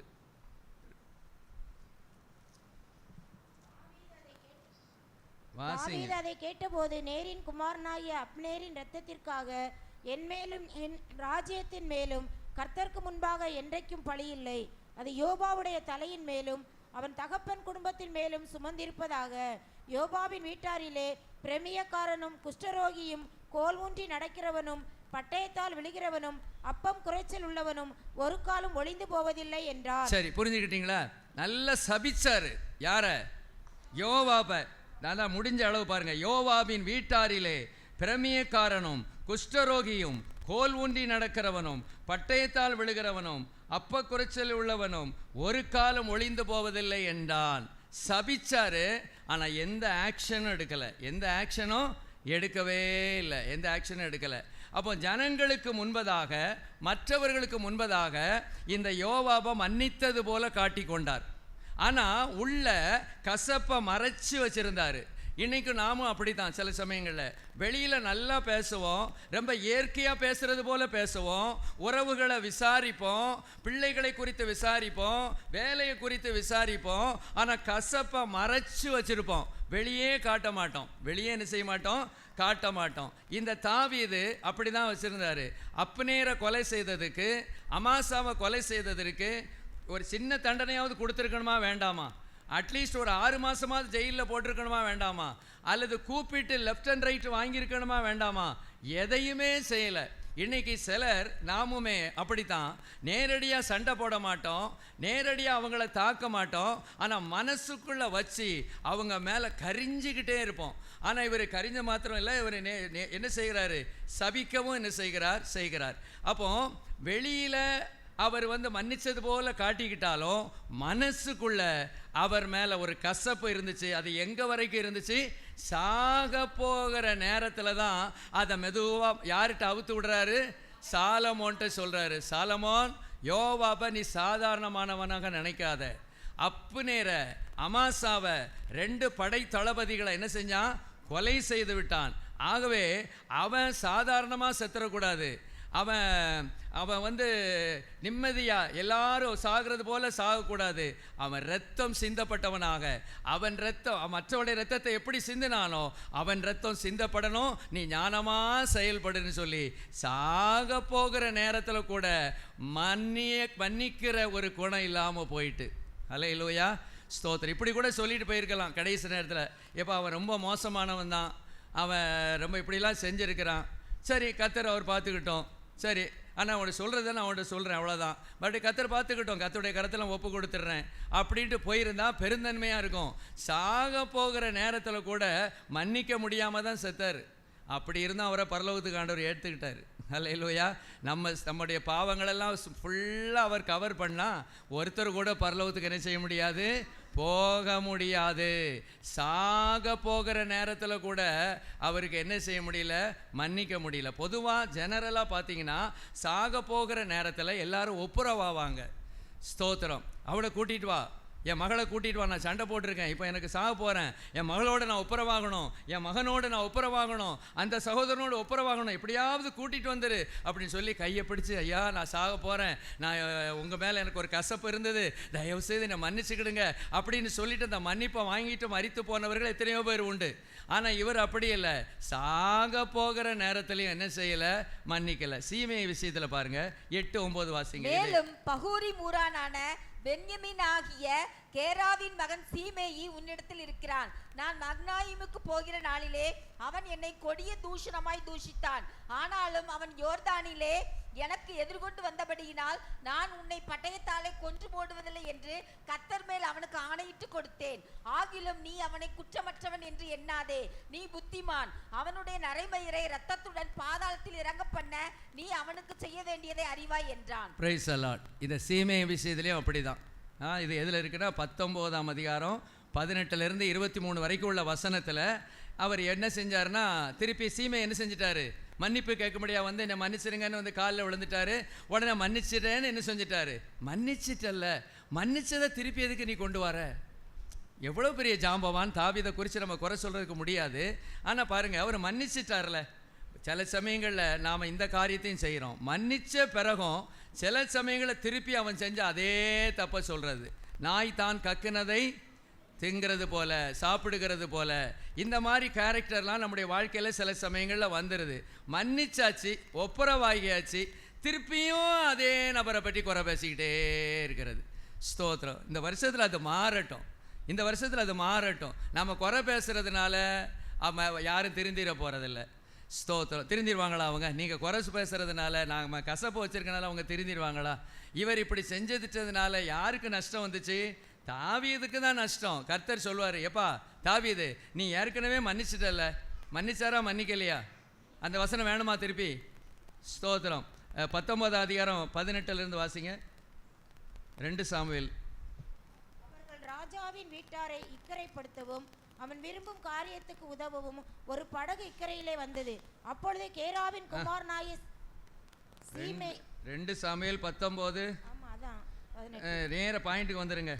ராஜாவை நோக்கி, என் ஆண்டவன் என் அக்கிரமத்தை என்மேல் சுமத்தாமலும் ராஜாவாகி என் ஆண்டவன் எருசலேமில் இருந்து புறப்பட்டு வருகிற நாளிலே உமது அடியான் செய்த துரோகத்தை ராஜா நினைக்காமலும் தமது மனதில் வைக்காமலும் இருப்பாராக. உமது அடியானாகிய நான் பாவம் செய்தேன் என்று அறிந்திருக்கிறேன். இப்போதும் இதோ ராஜாவாகிய என் ஆண்டவனுக்கு எதிர்கொண்டு வர யோசேப்பு வீட்டார் அனைவருக்கும் நான் இன்று முந்திக் கொண்டேன் என்றான். ஸ்தோத்திரம். அதற்கு தாவீது, நிறைய பேர் பேசுகிறாங்க, சொல்லிட்டார், இன்று நான் இஸ்ரவேலின் மேல் ராஜாவானேன் என்று எனக்கு தெரியாதா என்று சொல்லி ராஜா சீமையை பார்த்து நீ சாவதில்லை என்று அவனுக்கு ஆணையிட்டான். முடிச்சிட்டான், ஃபைலை க்ளோஸ் பண்ணியாச்சு. நீ சாவதில்லைப்பா, நீ என்கிட்ட வந்து மன்னிப்பு கேட்டல, நீ சாவதில்லை, உனக்கு ஒன்றும் நடக்காது, தைரியமா இரு அப்படின்னு அங்கே சொல்லிவிட்டு சாக போகிற நேரத்தில் சாலமோனை கூப்பிட்டு அவனை லேஸ்பட்டவன் நினைக்காத. இந்த மாதிரி நம்ம பண்ணிக்கிட்டு இருக்கோமா? Price allot. மன்னிக்கிறதெல்லாம் மன்னிக்கிற மாதிரி மன்னிச்சுக்கிட்டு, மன்னிக்கிறது மாதிரி பேசிக்கிட்டு, கை கொடுத்துக்கிட்டு, கெட்டி பிடிச்சி அழுது, முத்தம் கொடுத்து, திருப்பி அதே இதை திருப்பி சொல்கிறோமா? நன்மை வராது, ஆசீர்வாதம் வராது. நம்முடைய தேவன் நம்ம மன்னித்த சில காரியங்களை என்ன செஞ்சிருவார்? நம்மிடத்திலிருந்து என்ன செஞ்சிருவார்? திருப்பி அதே பாவத்தை நம்ம இதில் சுமத்தினாலும் சுமத்திடுவார். ஆகவே நம்ம கேர்ஃபுல்லாக என்ன செய்யணும்? இருக்கணும். சரி, பவுல் அப்போஸ்தலன் எப்படி இருந்தார் பாருங்களேன். கொஞ்சம் அப்படி நான் காட்டுறேன். பவுல் அப்போஸ்தலன் இந்த இடத்துல 2 தீமோத்தேயு 4:14. 2 தீமோத்தேயு 4:14.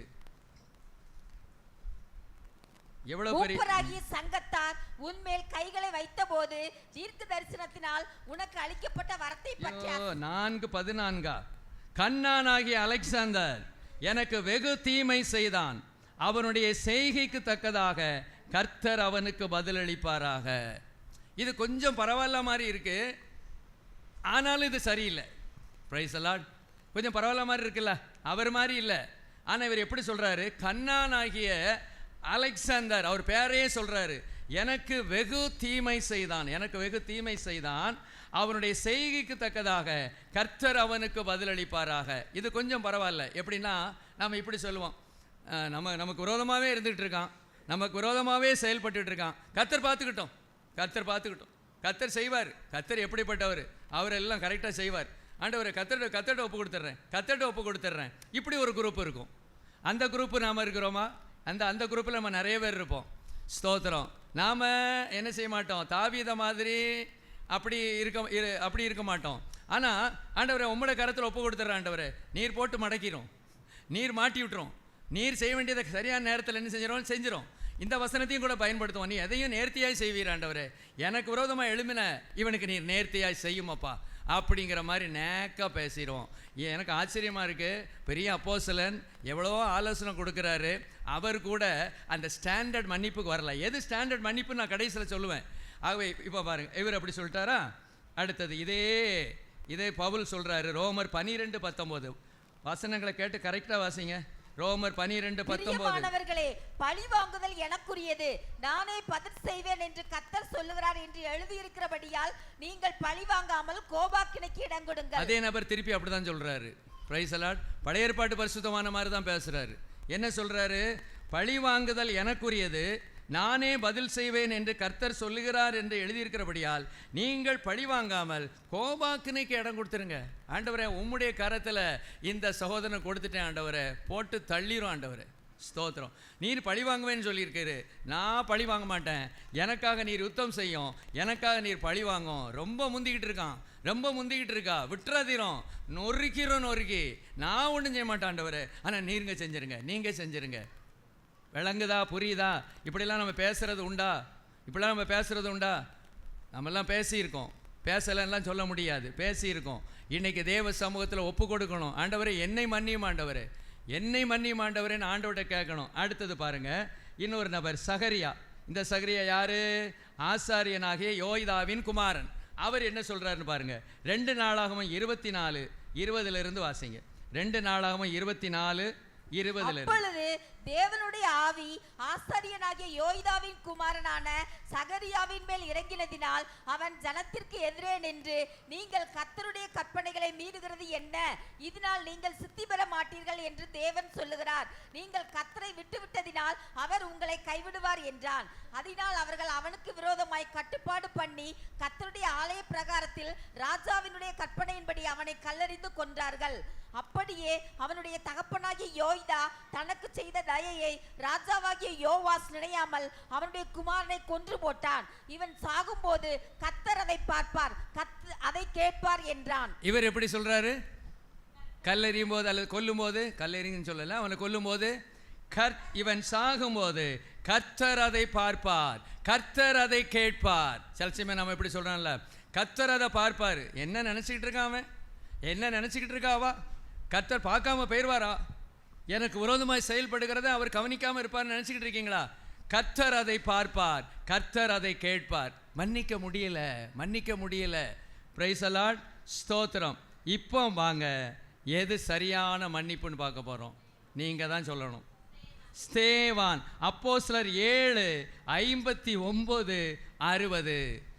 அப்போஸ்தலர் 7:59-60. அப்பொழுது கர்த்தராகிய இயேசுவே, என் ஆவியை ஏற்றுக்கொள்ளும் என்று ஸ்தேவான் தொழுது கொள்ளுகையில் அவனை கல்லெறிந்தார்கள். அவனோ முழங்காற்படியிட்டு, ஆண்டவரே, இவர்கள் மேல் இந்த பாவத்தை சுமத்தாதிரும் என்று மிகுந்த சத்தமிட்டு சொன்னான். இப்படி சொல்லி நித்திரை அடைந்தான். பார், கை தட்டுங்க அவருக்காக. Praise the Lord. தாவீதுக்கு மேலே, சகரியாவுக்கு மேலே, பவுல் அப்போஸ்தலனுக்கு மேலே மன்னிக்கிறதுல ஒரு சிறந்த மனிதனாக இயேசு கிறிஸ்து சொன்னது இருக்கட்டும். பிதாவே, இவர்களுக்கு மன்னியும், தாங்கள் செய்வது இன்னதென்று அறியாதிருக்கிறார்களேன்னு சொன்னாரு. அவர் தேவகுமாரன். ஆனால் ஒரு ஸ்தேவான் மன்னிப்புனா என்ன என்பதற்கு ஒரு எக்ஸாம்பிளாக, ஒரு அடையாளமாக இருக்கிறார். இவரைத்தான் நம்ம பிடிச்சுக்கிட்டோமே ஒழிய பவுலையோ சகரியாவையோ தாவீதையோ என்ன செஞ்சு கொடுக்கக்கூடாது, நம்ம பிடிச்சுக்கிடக்கூடாது. மேலே கல்லெறி விழுதுங்க. இன்னைக்கு சொல்லறிய தாங்க முடியல. 4 பேர் 4 வார்த்தையை பேசிட்டா போதும், வரிஞ்சு கட்டிக்கிட்டு நம்ம போகிறோம். என்ன அவன் அப்படி பேசுறது? என்ன பேசிடுவானா? அவனுக்கு தான் வாய் இருக்குதா? எனக்கு வாய் இல்லையா? நான் என்ன சும்மாவா இருப்பேன்? அவன் அடிச்சுக்கிட்டே இருப்பான், என் கை பூ பறிச்சுக்கிட்டு இருக்குமா? என்ன வீரவசனம் நம்ம பேசுகிறோம், எவ்வளோ வீரவசனங்கள் நம்ம பேசுகிறோம். இங்கே வாங்க, இந்த ஸ்தேவான் ஆண்டோட்ட நமக்கு ஒப்பு கொடுக்கணும். தேவனே, இந்த ஸ்தேவானுடைய ஆண்டவரை இந்த மன்னிக்கிற தன்மையை எனக்கு தாரும் ஆண்டவரே. மேலே கல்லெறி விழுது, இன்னும் கொஞ்ச நேரத்தில் சாக போகிறாரு. கர்த்தர் பார்ப்பார், கர்த்தர் கேட்பார்னு சொல்லலை. இப்போ நீங்கள் அநியாயமாக என் மேலே கல்லெறிகிறீங்களா, பாருங்க உன் சந்ததி எப்படி இருக்குன்னு பாருங்க அப்படின்னு தாவீத மாதிரி போட்டு என்ன செய்யலை, பேசலை. என்ன அழகான ஜெபம்! முழங்கால் படியிட்டு, ஆண்டவரே, இவர்கள் மேல் இந்த பாவத்தை சுமத்தாதிரும் என்று மிகுந்த சத்தமிட்டு சொன்னான். ஆண்டவரே, எப்படிப்பட்ட மனிதன்! இந்த ஸ்தேவானை போல என்னை மாற்ற ஆண்டவரே. சொல்லுங்களேன் வாயை திறந்து, ஆண்டவரே, இந்த ஸ்தேவானை போல என்னை மாற்றுங்க ஆண்டவரே. இந்த ஸ்தேவானை போல என்னை மாற்றுங்க, இந்த ஸ்தேவானை போல என்னை மாற்றுங்க, இந்த ஸ்தேவானை போல என்னை மாற்றுங்க, மாற்றுங்க. இந்த ஒப்பு கொடுத்தல் இருந்ததுன்னா இந்த வருஷம் முடிகிறதுக்குள்ள தேவன் ஆசீர்வதிக்காமல் இருக்க மாட்டார். ஆசீர்வாதம் கொட்டாமல் போகாது, ஆசீர்வாதம் தங்காமல் போகாது. ஹல்லேலூயா, ஸ்தோத்திரம். என் பிள்ளை என் வசனத்தின்படி நடக்கிறான் அப்படின்னு சொல்லி அவர் கிருபையை அள்ளி கொடுப்பாருங்க. ஸ்தோத்திரம். ஹல்லேலூயா, பிரைஸ் தி லார்ட். இதே பவுலே பார்த்துருவோம், இதே பவுலையும் நம்ம பார்த்துருவோமே.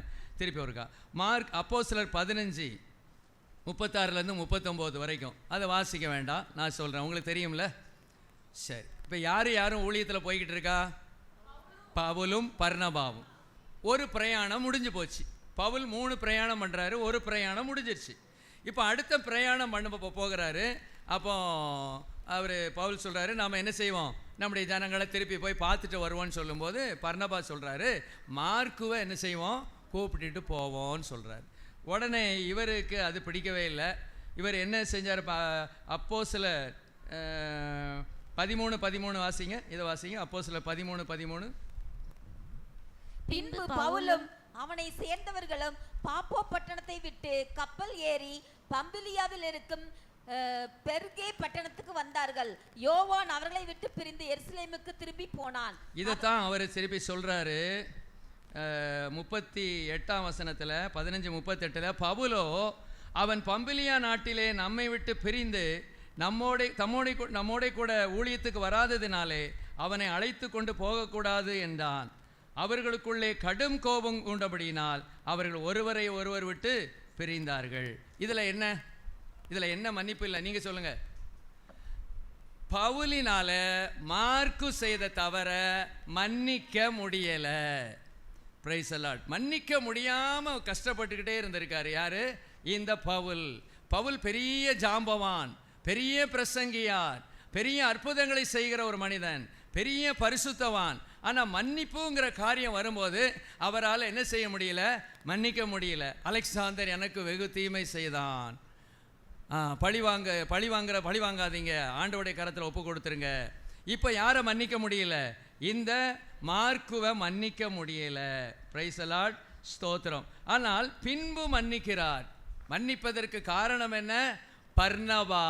பர்னபா மார்க்குவை சேர்த்து கொண்டு ஊழியத்துக்கு என்ன செஞ்சிட்டாரு, போயிட்டாரு. கொஞ்சம் சிந்திச்சு பாருங்க. இந்த பர்னபா மாத்திரம் மார்க்குவை கூட்டிக்கிட்டு ஊழியத்தில் பயன்படுத்தாமல் இருந்திருப்பார் என்றால் ஒன்று வந்திருக்காது. நீங்கள் தான் சொல்லணும், ஒன்று வந்திருக்காது. மார்க்கு என்கிற ஆகமம் சுவிசேஷம் வந்திருக்காது. இந்த மார்க்கு தான் அவர், யோவான் என்ற மார்க்கு. இந்த மார்க்குவை உருவாக்கினது யாரு? பர்னபா. அப்போ மார்க்குவை மன்னிச்சது யாரு? பர்னபா. மார்க்குவை மன்னிச்சது பர்னபா. சரி, வாலிப பையங்க அப்படி தான் இருப்பாங்க, சின்ன பையங்க அப்படி தான் இருப்பாங்க. சரி, அங்கே வரலை, பரவாயில்ல, ஆனாலும் அவன்கிட்ட கிருபை இருக்குல்ல, நான் அவனை பயன்படுத்தட்டும் அப்படின்னு சொல்லி இந்த மார்க்குவை பர்னபா கூட்டி கொண்டு போய் நல்லா பயன்படுத்தி ஒரு நல்ல ஊழியக்காரனாக உருவாக்கிட்டாரு. பர்னபாவின் மன்னிப்பு மார்க்குவை உருவாக்கினது. பவுலின் மன்னியாமை மார்க்குவை வெளியே துரத்துச்சு. இந்த பர்னபா மாத்திரம் கை கொடுக்காமல் இருந்திருப்பார் என்றால் மார்க்கு என்கிற ஒரு சுவிசேஷம் வந்திருக்காது. மார்க்கு பிரயோஜனம் உள்ளவனா மாறி இருக்க மாட்டான். அதுக்கப்புறம் பெருமையாக சொல்றாரு பாருங்க. 2 தீமோத்தேயு 4:11 வாசிங்க. 2 தீமோத்தேயு 4:11 பைபிள்ல இல்லை போல. லூக்கா மாத்திரம் என்னோட இருக்கிறான், மார்க்குவை உன்னோட கூட்டிக் கொண்டு வா, ஊழியத்தில் அவன் எனக்கு பிரயோஜனம் உள்ளவன். அப்புறம் சொல்றான், பர்னபா மார்க்குவை உருவாக்கின பிறகு சொல்றாரு, மார்க்குவை உன்னோடே கூட்டிக் கொண்டு வா, ஊழியத்தில் அவன் எனக்கு பிரயோஜனம் உள்ளவன். சில சமயங்கள் நம்முடைய மன்னியாமையினால அநேக ஆத்துமாக்களை நாம் இழந்திருக்கிறோம், அநேக பிள்ளைகளை நாம் இழந்திருக்கிறோம். நம்முடைய மன்னியாமை அது ஒரு மோசமான ஒரு கோணம். மன்னியாமை அது ஒரு ஆமை. ஒரு பழமொழி உண்டு, அப்படின்னு சொல்லுவாங்க. மன்னியாமை. தேவனுடைய பிள்ளைகளுக்கு எந்த ஆமை இருக்கக்கூடாது? மன்னியாமை இருக்கக்கூடாது. திருப்பி சொல்றாரு பாரு, கொலோசியர் 4:10 இன்னும் அவரை குறித்து சொல்றாரு. கொலோசியர் 4:10,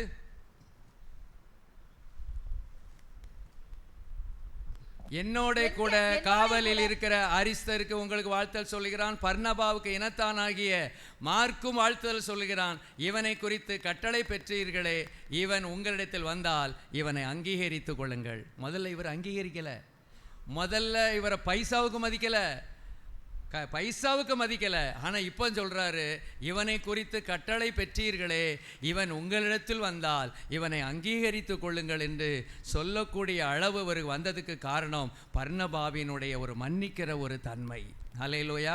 சபையில் சிலர் தவறு செய்வாங்க, உடனே அவங்கள விரட்டிட்டு நீங்கள் லாய்க்கே இல்லாதவங்க, அவ்வளோதான், உங்களை வச்சு எந்த பிரயோஜனம் இல்லை அப்படின்னு நம்ம சொல்ல முடியுமா? முடியாது. நம்ம பிள்ளைகள் தப்பு பண்ணிட்டாங்கன்னா உடனே தப்பு பண்ணிட்டீங்க அப்படின்னு வீட்டை விட்டு விரட்டி விட்டுருவீங்களா? அவங்க பிள்ளைகளை நம்ம விரட்டி விட மாட்டோம். நம்ம பிள்ளைகள் மீது நம்ம அதிக அக்கறை உள்ளவர்களாக இருக்கிறோம். அவங்க எவ்வளோ பெரிய தப்பு பண்ணாலும் நம்ம மன்னிக்கிறோம். கர்த்தர் அதை விரும்ப தான் செய்கிறாரு, மன்னிக்கணும். அதே சமயத்தில் நம்ம அவங்கள்ட்ட தனிமையில் என்ன செய்யணும்? பேசி அவங்களுடைய தவறுகளை நம்ம எச்சரிக்கையும் தவற விட்டுறக்கூடாது. அதுவும் தவறு. தேவ பிள்ளைகள் என்ன செய்யணும்? அதில் சரியாக இருக்கணும். சரி, இப்போ இன்னொரு நபரை குறித்து நம்ம பார்க்கலாம். Praise the Lord. வாசிப்போம். இதெல்லாம் ஜாம்பவான்களை குறித்து பேசிக்கிட்டு இருக்கோம். 2 ராஜாக்கள் 2:23-24. 2 ராஜாக்கள் 2:23-24. அவன் அவ்விடத்தை விட்டு பெத்தேலுக்கு போனான்.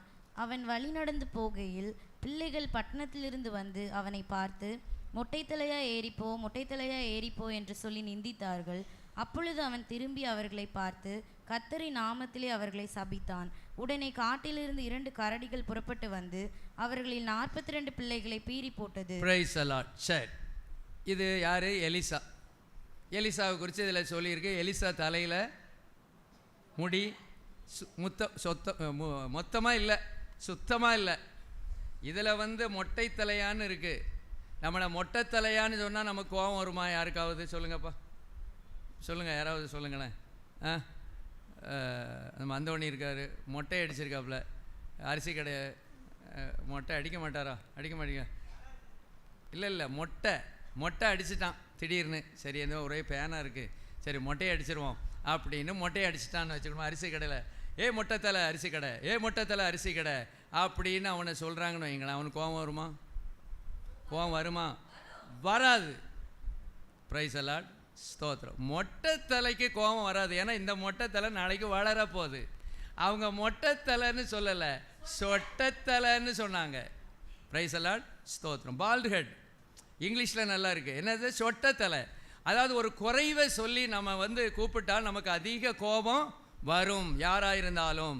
Price the Lord. நம்ம அவர் அன்றைக்கி பாஸ்டர் சொன்னது மாதிரி அவர் சிரிச்சுட்டே போயிட்டார். ஆனால் ஒருத்தர் டைரெக்டாக சொன்னால் உண்மையில் கொஞ்சம் கோபம் வரத்தான் செய்யும். நம்ம பாஸ்டர் கொஞ்சம் சொன்னார்ல, அதுமே சொல்லணும். நான் தெரியும், என் வாயிலிருந்து வரணும்னு எதிர்பார்க்கிங்க. பிரைஸ் அல்லாட், ஸ்தோத்திரம். தாமரத்தலையா அப்படின்னு சொல்லும்போது அவருக்கு சிரிப்பு வந்திருக்குன்னு நினைக்கிறீங்க? உள்ளுக்குள்ளே கொஞ்சம் வருத்தம் என்ன செஞ்சுருக்கோம்? இருந்திருக்கும். ஒருவேளை கேட்டு பழகி போயிருந்திருக்கும், அப்படி இருந்திருக்கலாம்.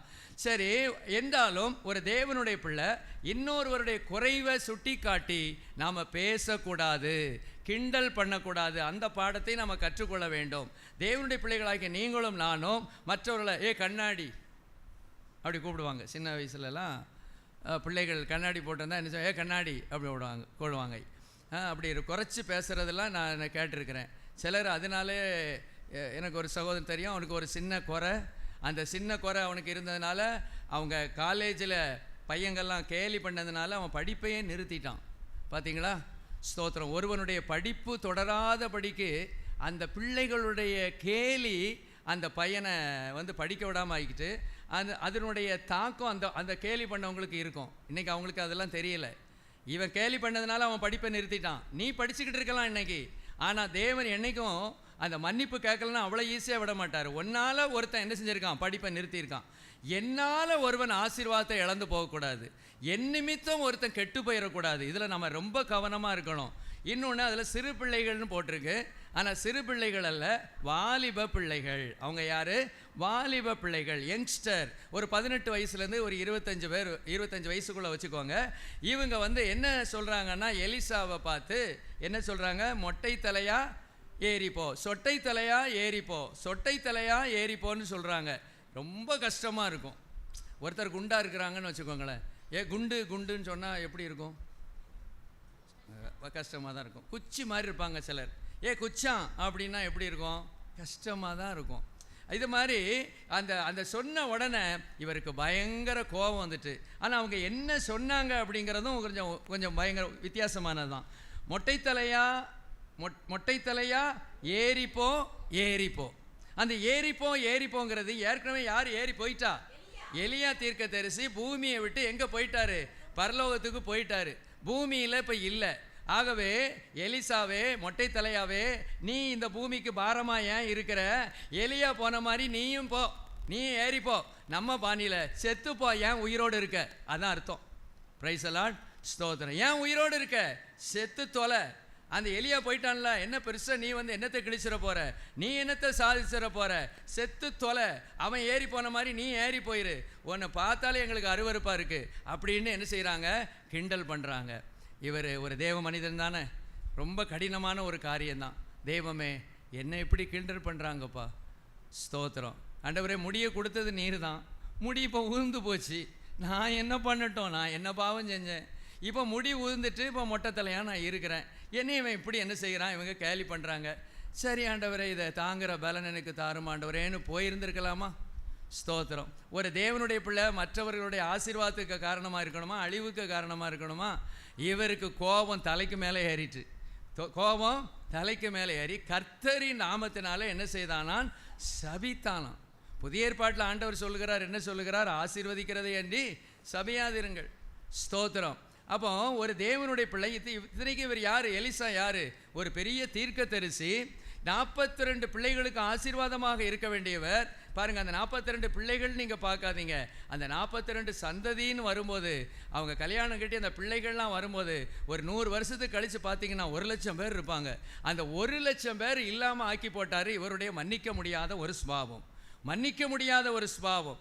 மன்னிச்சிருந்திருக்கலாம், சரி நம்ம எவ்வளவோ பாடுபடுறோம், எவ்வளவோ கஷ்டப்படுறோம், இதையும் நம்ம ஏற்றுக்கிடுவோமே. பாருங்கள், ஸ்தேவான் பாருங்கள் என்ன அழகாக அவர் பேசினார்.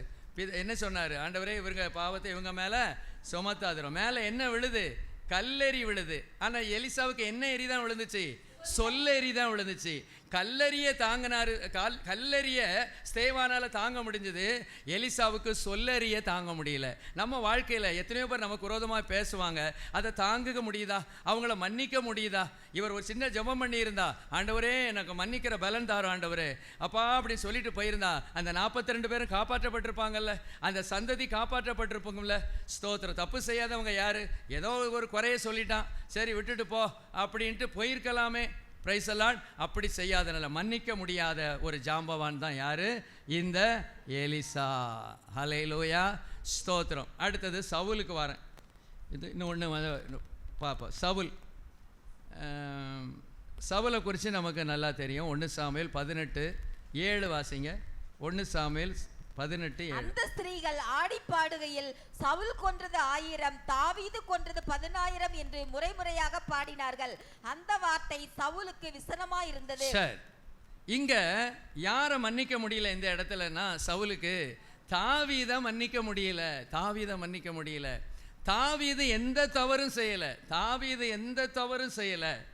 தாவீது இப்படி சொல்லல, எப்படி, சவுல் கொன்றது 1000, நான் கொன்றது 10,000. இந்த நிற்கிறார் அந்த சவுல், கோலியாத்துக்கு முன்னால் தொட நடுங்கினார், நான் தான் போய் என்ன செஞ்சேன், கொன்னேன். சிலர் அப்படி சொல்லுவாங்க பாருங்கள். ஒரு ஒரு ஒரு ஒரு ஒரு ஊழியக்காரர், அவருக்கு பிசாசுகளை துரத்துகிற கிருபையை நல்லா கொடுத்துருந்தார். ஒரே ஒரு தடவை நம்ம சபைக்கு வந்திருக்கார், ஒரே ஒரு தடவை. அவர் எனக்கு ரொம்ப பிடிச்சிருந்துச்சு. ஆகவே அவர் எங்கெல்லாம் 1-2 இடத்துல கூட்டம் போடும்போது நான் பின்னால் போய் உட்கார்ந்துருந்தேன். இவர் எப்படியாவது நல்லா நம்ம பயன்படுத்தணும். அப்படி ஒரு கிருபை, அப்படி ஒரு கிருபை, அப்படி ஒரு கிருபை நான் இப்போ மனிதனை நான் பார்த்ததே இல்லை. அப்படி ஒரு கிருபை பெற்ற மனுஷனை நான் பார்த்ததில்லை. பிசாசுகளை துரத்துகிற ஒரு கிருபை அவருக்கு என்ன செஞ்சார், ஆண்டவர் கொடுத்துருந்தார்.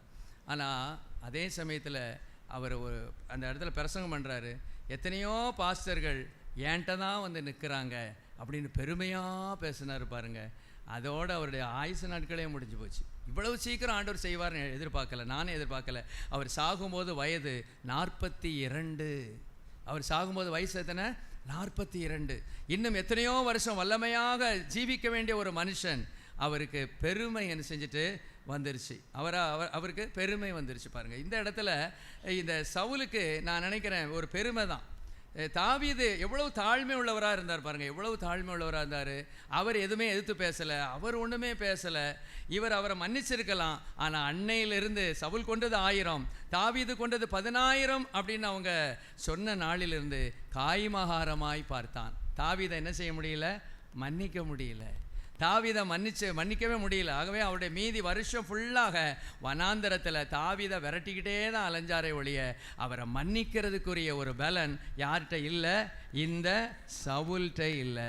ஹல்லேலூயா, பிரைஸ் அலாட், ஸ்தோத்திரம். இன்னும் ஒரு நபரை பார்த்து நம்ம முடிச்சிடலாம்.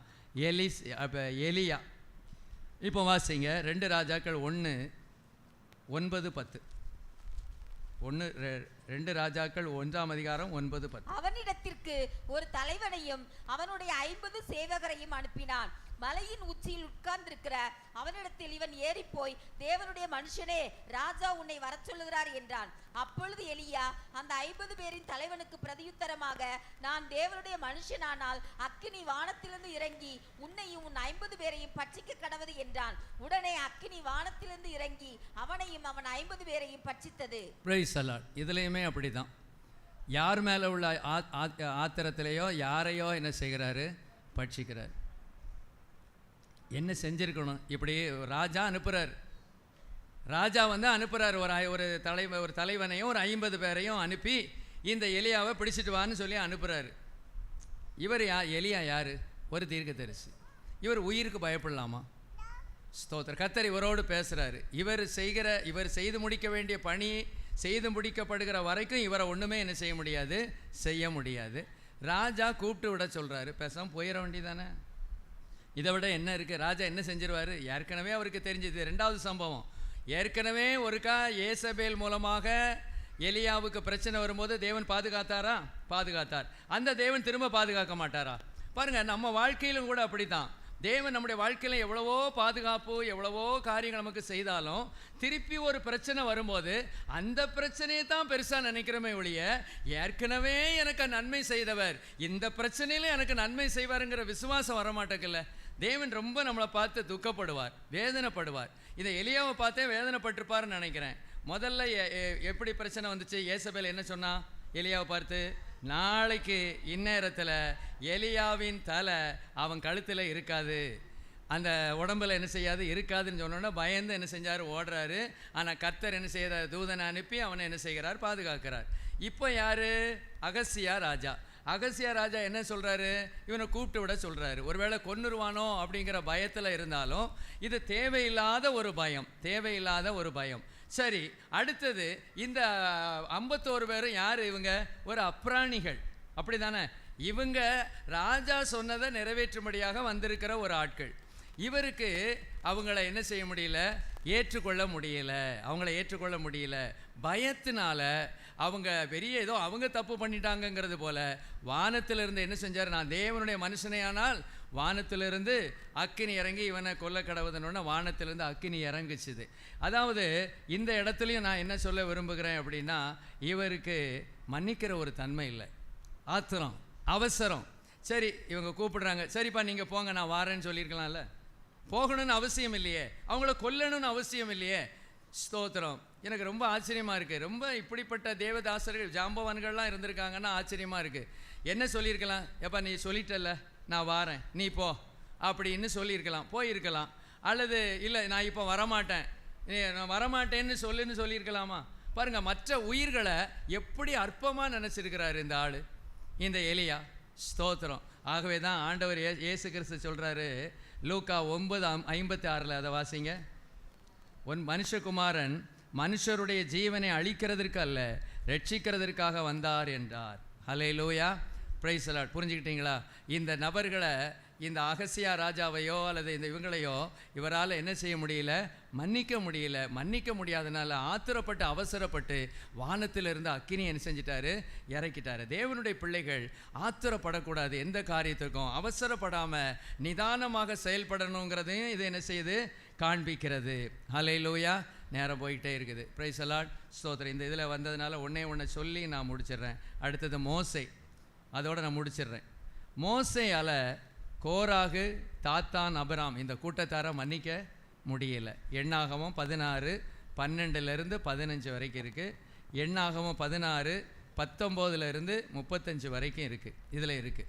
கோராகு, அபிராம், தாத்தான் கூட்டத்தினரை என்ன செய்யல? மன்னிக்க முடியல. வாசிங்க, எண்ணாகமம் 16:15 வாசிங்க. மோசேக்கு கடுங்கோபம் உண்டது. அவன் கர்த்தரை நோக்கி, அவர்கள் செலுத்தும் காணிக்கையை அங்கீகரியாதிருப்பீராக. நான் அவர்களிடத்தில் ஒரு கழுதையை முதலாய் எடுத்துக்கொள்ளவில்லை, அவர்களில் ஒருவனுக்கும் யாதொரு பொல்லாப்பு செய்யவும் இல்லை என்றான். சரி, இந்த இடத்துல தாத்தான், அபிராம் அவங்கள கூப்பிட்டு விடுறாங்க, அவங்க வரமாட்டேன் அப்படிங்கிறாங்க. அப்பொழுது மோசேக்கு கடும் கோபம் உண்டது. அவன் கர்த்தரை நோக்கி, அவர்கள் செலுத்தும் காணிக்கையை அங்கீகரியாதிருப்பீராக. நான் அவரிடத்தில் அப்படிலாம் அவர் என்ன செய்கிறாரு சொல்றாரு. 16:22 வாசிங்க.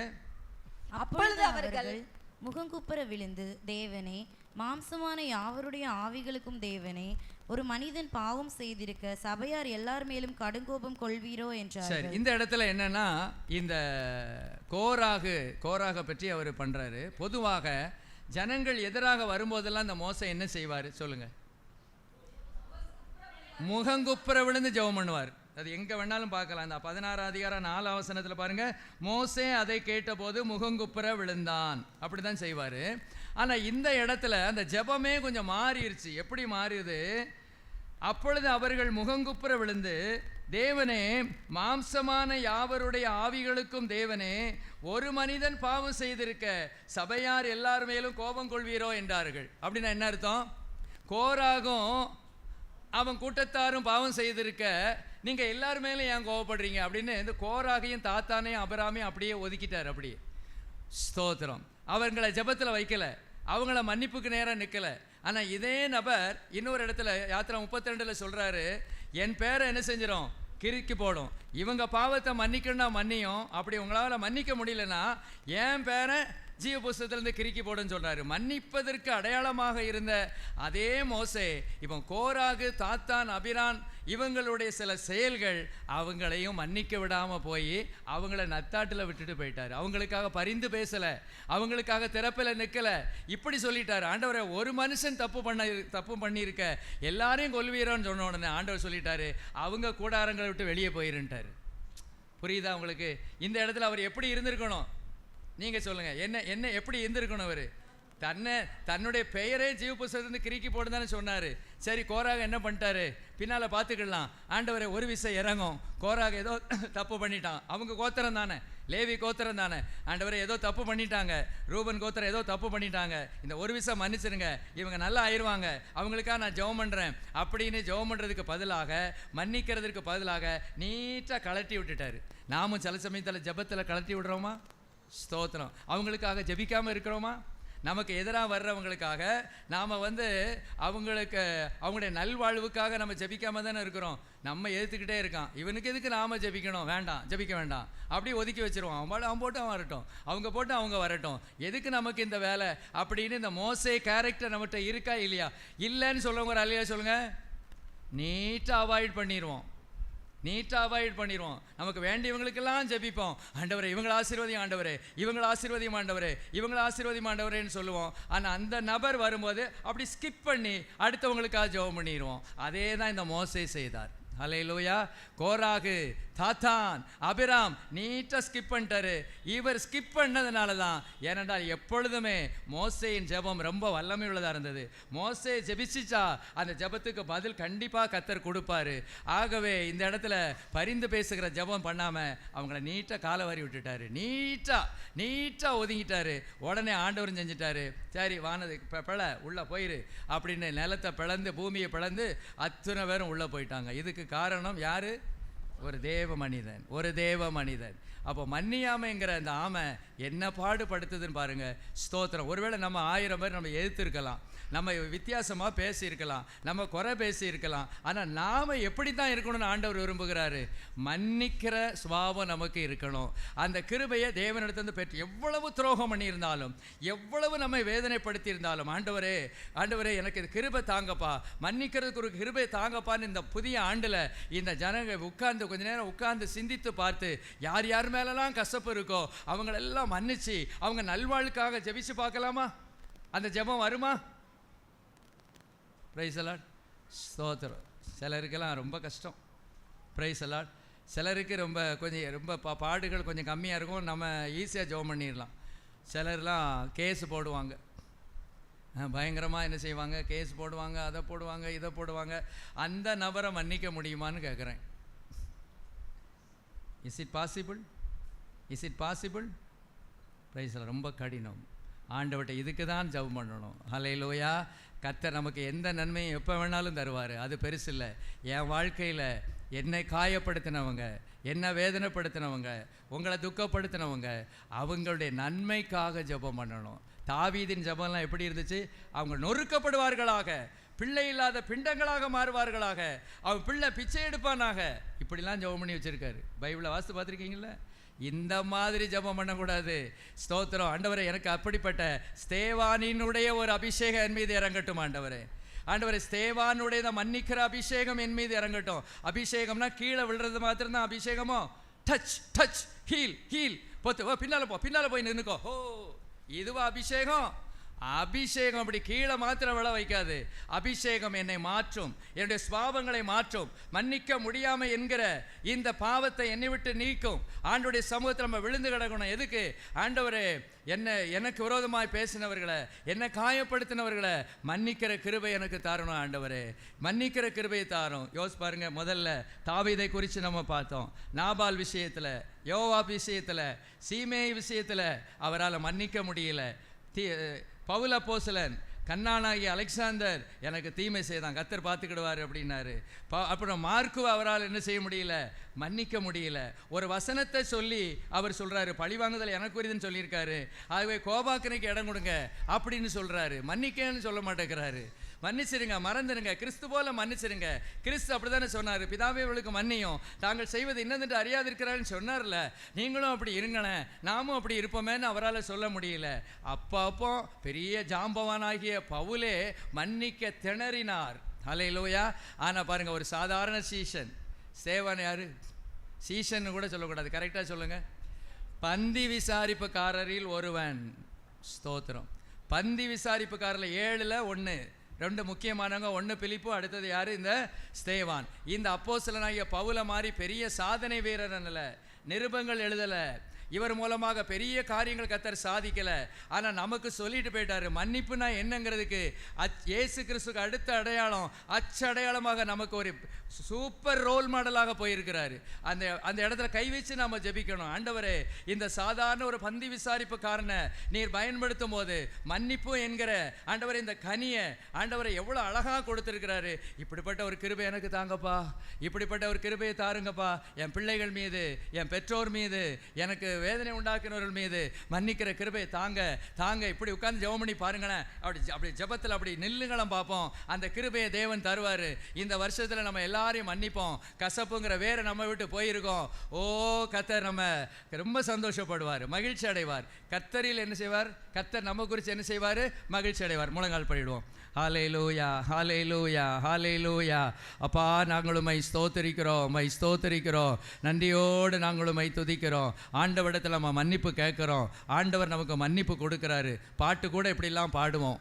மன்னிப்பு மன்னிப்பு மன்னிப்பு தேவா, மன்னிப்பு மன்னிப்பு தாருமே இறைவா, மன்னிப்பு தாருமே இறைவா, மன்னிப்பு மன்னிப்பு மன்னிப்பு தேவா, மன்னிப்பு மன்னிப்பு தாருமே இறைவா, மன்னிப்பு தாருமே இறைவா. ஆண்டவர்கிட்ட போகும்போது இப்படி போகிறோமா? ஆண்டவர் என்ன மன்னிங்கப்பா, என்ன மன்னிங்க, என்னுடைய பாவங்களை மன்னிங்க, சாபங்களை மன்னிங்க, ஆண்டவரே இரக்கம் பாராட்டுங்கப்பா, இரக்கம் பாராட்டுங்க ஆண்டவரே என்று சொல்லி ஆண்டவரிடத்தில் 2 கைகளை நீட்டி, ஆண்டவரே உதவி செய்யுங்க, உங்களுடைய ரத்தத்தினால் என்னை கழுவுங்க, என்னை மன்னிங்க, என்னை சுத்திகரிங்கன்னு ஆண்டவருடைய சமூகத்தில் போய் நாம் அந்த மன்னிப்பை பெற்றுக்கொண்ட நாம் மற்றவர்களை மன்னிக்கும்படியாய் இந்த காலை வேளையில் நாம் அழைக்கப்படுகிறோம். மற்றவர்களை மன்னிக்கும்படியாய் ஆண்டவர் நம்மை அழைக்கிறார். உன்னை நான் மன்னிச்சேன், உன்னுடைய பாவங்கள் எல்லாம் மன்னிச்சு எல்லாத்தையும் நீக்கி போட்டு என்னுடைய ரத்தத்தினால உன்னை கழுவி நீதிமான் மாற்றி உன்னுடைய பேரை ஜீவ புஸ்தகத்தில் எழுதியிருக்கிறேன். உன்கிட்ட இப்போ ஒரு பாவமும் இல்லை, அப்படி நான் எழுதி வச்சிருக்கிறேன். அப்படி இருக்கும்போது நீ உனக்கு விரோதமாக செய்தவர்களை மன்னிக்காம இன்னும் எப்படி வாழ்ந்து கொண்டு இருக்கிறாய்? நீ இப்படி இருப்பது சரியில்லை. இந்த 2026ஆம் ஆண்டில் உன்னை நான் ஆசீர்வதிக்க விரும்புகிறேன், உன்னை பயன்படுத்த விரும்புகிறேன், அநேகரை ரட்சிக்கும்படியாக அப்படிப்பட்ட கிருபைகளை தர விரும்புகிறேன், வரங்களை தர விரும்புகிறேன். ஆனால் இவ்வளவு கசப்புகளையும் பாவங்களையும் இவ்வளத்தையும் நீ அடக்க வச்சுக்கிட்டு வெளியே ஒன்றும் காட்டாத நல்ல பிள்ளை போல காட்டிக்கிட்டு இருக்கிறிய, இதெல்லாம் விட்டு இந்த வருஷத்தில் நான் உன்னை ஆசீர்வதிப்பேன் என்று கர்த்தர் சொல்லுகிறார். யோவாப்பினுடைய காரியம் அவர் வெளியில் அவர் காட்டிக்கிடவே இல்லை. மற்றவர்களுக்கு முன்பதாக ஏதோ அவர் யோவாப்பை மன்னிச்சிட்டது போல் அவர் காட்டிக்கிட்டாரு. ஆனால் இருதயத்தில் இருந்த அந்த கசப்பு அவரை விட்டு வெளியே போகவே இல்லை. சாக போகிற நேரத்தில் இயேசுவேன்னு சொல்லுவாரா, யெகோவா தேவனேன்னு சொல்லுவாரா, பாட்டு பாடுவாரா, எல்லாரும் சந்தோஷமா இருங்கன்னு சொல்லுவாரா? அந்த நேரத்தில் பழி வாங்குகிற குணம் அவருக்குள்ளாக இருந்தது. ஆண்டவருடைய சமூகத்தில் சொல்லுவோம், ஆண்டவரே என்னை அர்ப்பணிக்கிறேன். எல்லாரும் தேவ சமூகத்தில் ஒப்பு கொடுப்போம். ஆண்டவரே ஒரு மனிதன், ஒரு ஸ்தேவான், ஆண்டவரே ஒரு பந்தி விசாரிப்புக்காரன், ஆண்டவரே அவன் மேல் கல்லறி விழும்போது கூட ஆண்டவரே இவர்கள் மேல் இந்த பாவத்தை சுமத்தாதிரும் என்று சொல்லி எப்படி சொல்லி ஜீவனை விட்டான் என்று நாங்கள் பார்க்கிறோமே. அப்படிப்பட்ட ஒரு கிருபை எங்களுக்கு இந்த ஆண்டிலே, இந்த நாளிலே தருவீராக, இந்த வேளையிலே தருவீராக. எல்லாரும் தேவ சமூகத்தில் ஒரு நிமிஷம் ஹல்லேலூயா, ஸ்தோத்திரம் ஸ்தோத்திரம் ஸ்தோத்திரம் ஸ்தோத்திரம். தேவ சமூகத்தில் நம்ம ஒப்பு கொடுப்போம். தேவன் அதை விரும்புகிறார். இந்த ஆண்டு நன்மையின் ஆண்டாக, ஆசீர்வாதத்தின் ஆண்டாக, ஜெபத்தை கேட்கிற ஆண்டாக, தேவன் நமக்கு பதில் கொடுக்கிற ஆண்டாக மாற்ற விரும்புகிறார். ஆனால் அதற்கு ஒன்றே ஒன்று நாம் இந்த வேளையில் செய்வோம். ஆண்டவரே மற்றவர்களை மன்னிக்கிறதுக்குரிய இருதயத்தை எனக்கு தாரும் ஆண்டவரே, தாரும் ஆண்டவரே, தாரும் ஆண்டவரே. சில வசனங்கள் மீது கைகளை வைத்து நம்ம ஜெபிப்போம். இயேசு கிறிஸ்து சொன்னார், பிதாவே இவர்களுக்கு மன்னியும், தாங்கள் செய்வது இன்னதென்று அறியாதிருக்கிறார்களே என்று சொன்னார். அப்படியே செய்வீராக. ஹல்லேலூயா. அந்த தகப்பன் தன்னுடைய இளைய குமாரனை மன்னித்து அவர் ஏற்றுக்கொண்டாரே. இந்த கால வேளையிலே நமக்கு விரோதமாய் செயல்பட்ட எல்லாருடைய பாவங்களை மன்னித்து மறந்து இன்னும் கர்த்தருக்குள்ளாக நெருங்கி ஜீவிப்போம். கர்த்தர் நம்மை ஆசீர்வதிப்பார். எங்கள் நல்ல பிதாவே, நன்றியோடு நாங்கள் உம்மை துதிக்கிறோம். ஆசீர்வதிக்கப்பட்ட இந்த நல்ல நாளுக்காக உமக்கு ஸ்தோத்திரம். மன்னிக்க முடியாத ஜாம்பவான்கள் என்கிற தலைப்பிலே இந்த நாள் நாங்கள் சிந்தித்தோம் ஆண்டவரே. அப்பா, உம்முடைய பிள்ளைகள் பெரிய தேவனுடைய தாசர்கள். ஆனால் சில காரியங்களை அவர்களால் மன்னிக்க முடியாமல் போய்விட்டது. அதனால் அநேகர் ஆசீர்வாதத்தை இழந்து போனார்கள் ஆண்டவரே. கர்த்தருடைய பிள்ளைகள் தீர்க்கதரிசிகளாக இருக்கட்டும் ஆண்டவரே, அல்லது ராஜாவாக இருக்கட்டும், அல்லது அப்போஸ்தலனாக இருக்கட்டும், அப்பா தலைவனாக இருக்கட்டும் ஆண்டவரே, இவர்கள் மற்றவர்களுக்காகத்தானே அவர்களை தலைவனாக ஆக்கி இருக்கிறீர், மற்ற ஜனங்களுக்காகத்தானே தீர்க்கதரிசியாக மாற்றி இருக்கிறீர். அப்படி இருக்கும் பட்சத்திலே அவர்கள் செய்த தவறுகளை மன்னித்து மறந்து அவருடைய நல்வாழ்வுக்கு ஒத்தாசையாக இருக்க வேண்டிய அவர்கள் அநேகர் ஆண்டவரே அதற்கு வித்தியாசமாக செயல்பட்டு அநேகர் ஆசீர்வாதத்தை இழந்து, ஏன் ஒரு சிலர் ஆண்டவரே உலகத்தை விட்டே போய்விட்டார்கள் ஆண்டவரே. அப்பா, இப்படிப்பட்ட காரியங்கள் எங்களுடைய வாழ்க்கையில் நடைபெறாமல் மற்றவர்களுக்கு நாங்கள் ஆசீர்வாதமாக நன்மையாக இருக்க கர்த்தர் கிருபை செய்யும். எல்லா கனவு மகிமை துதியெல்லாம் உமக்கே செலுத்துகிறோம். இயேசுவின் மூலம் கேட்கிறேன் பிதாவே, ஆமென். என் ஆத்துமாவே கர்த்தரை ஸ்தோத்திரி, என் முழு உள்ளமே அவருடைய பரிசுத்த நாமத்தை ஸ்தோத்திரி. என் ஆத்துமாவே கர்த்தரை ஸ்தோத்திரி, கர்த்தர் செய்த சகல உபகாரங்களை மறவாதே, ஆமென். நம்முடைய கர்த்தராக இயேசு கிறிஸ்துவின் கிருபையும் தேவனுடைய அன்பும் பரிசுத்த ஆவியானுடைய ஐக்கியமும் சிநேகமும் நம் அனைவரோடும் கர்த்தருடைய வருகை மட்டும் நம்மோடு இருப்பதாக.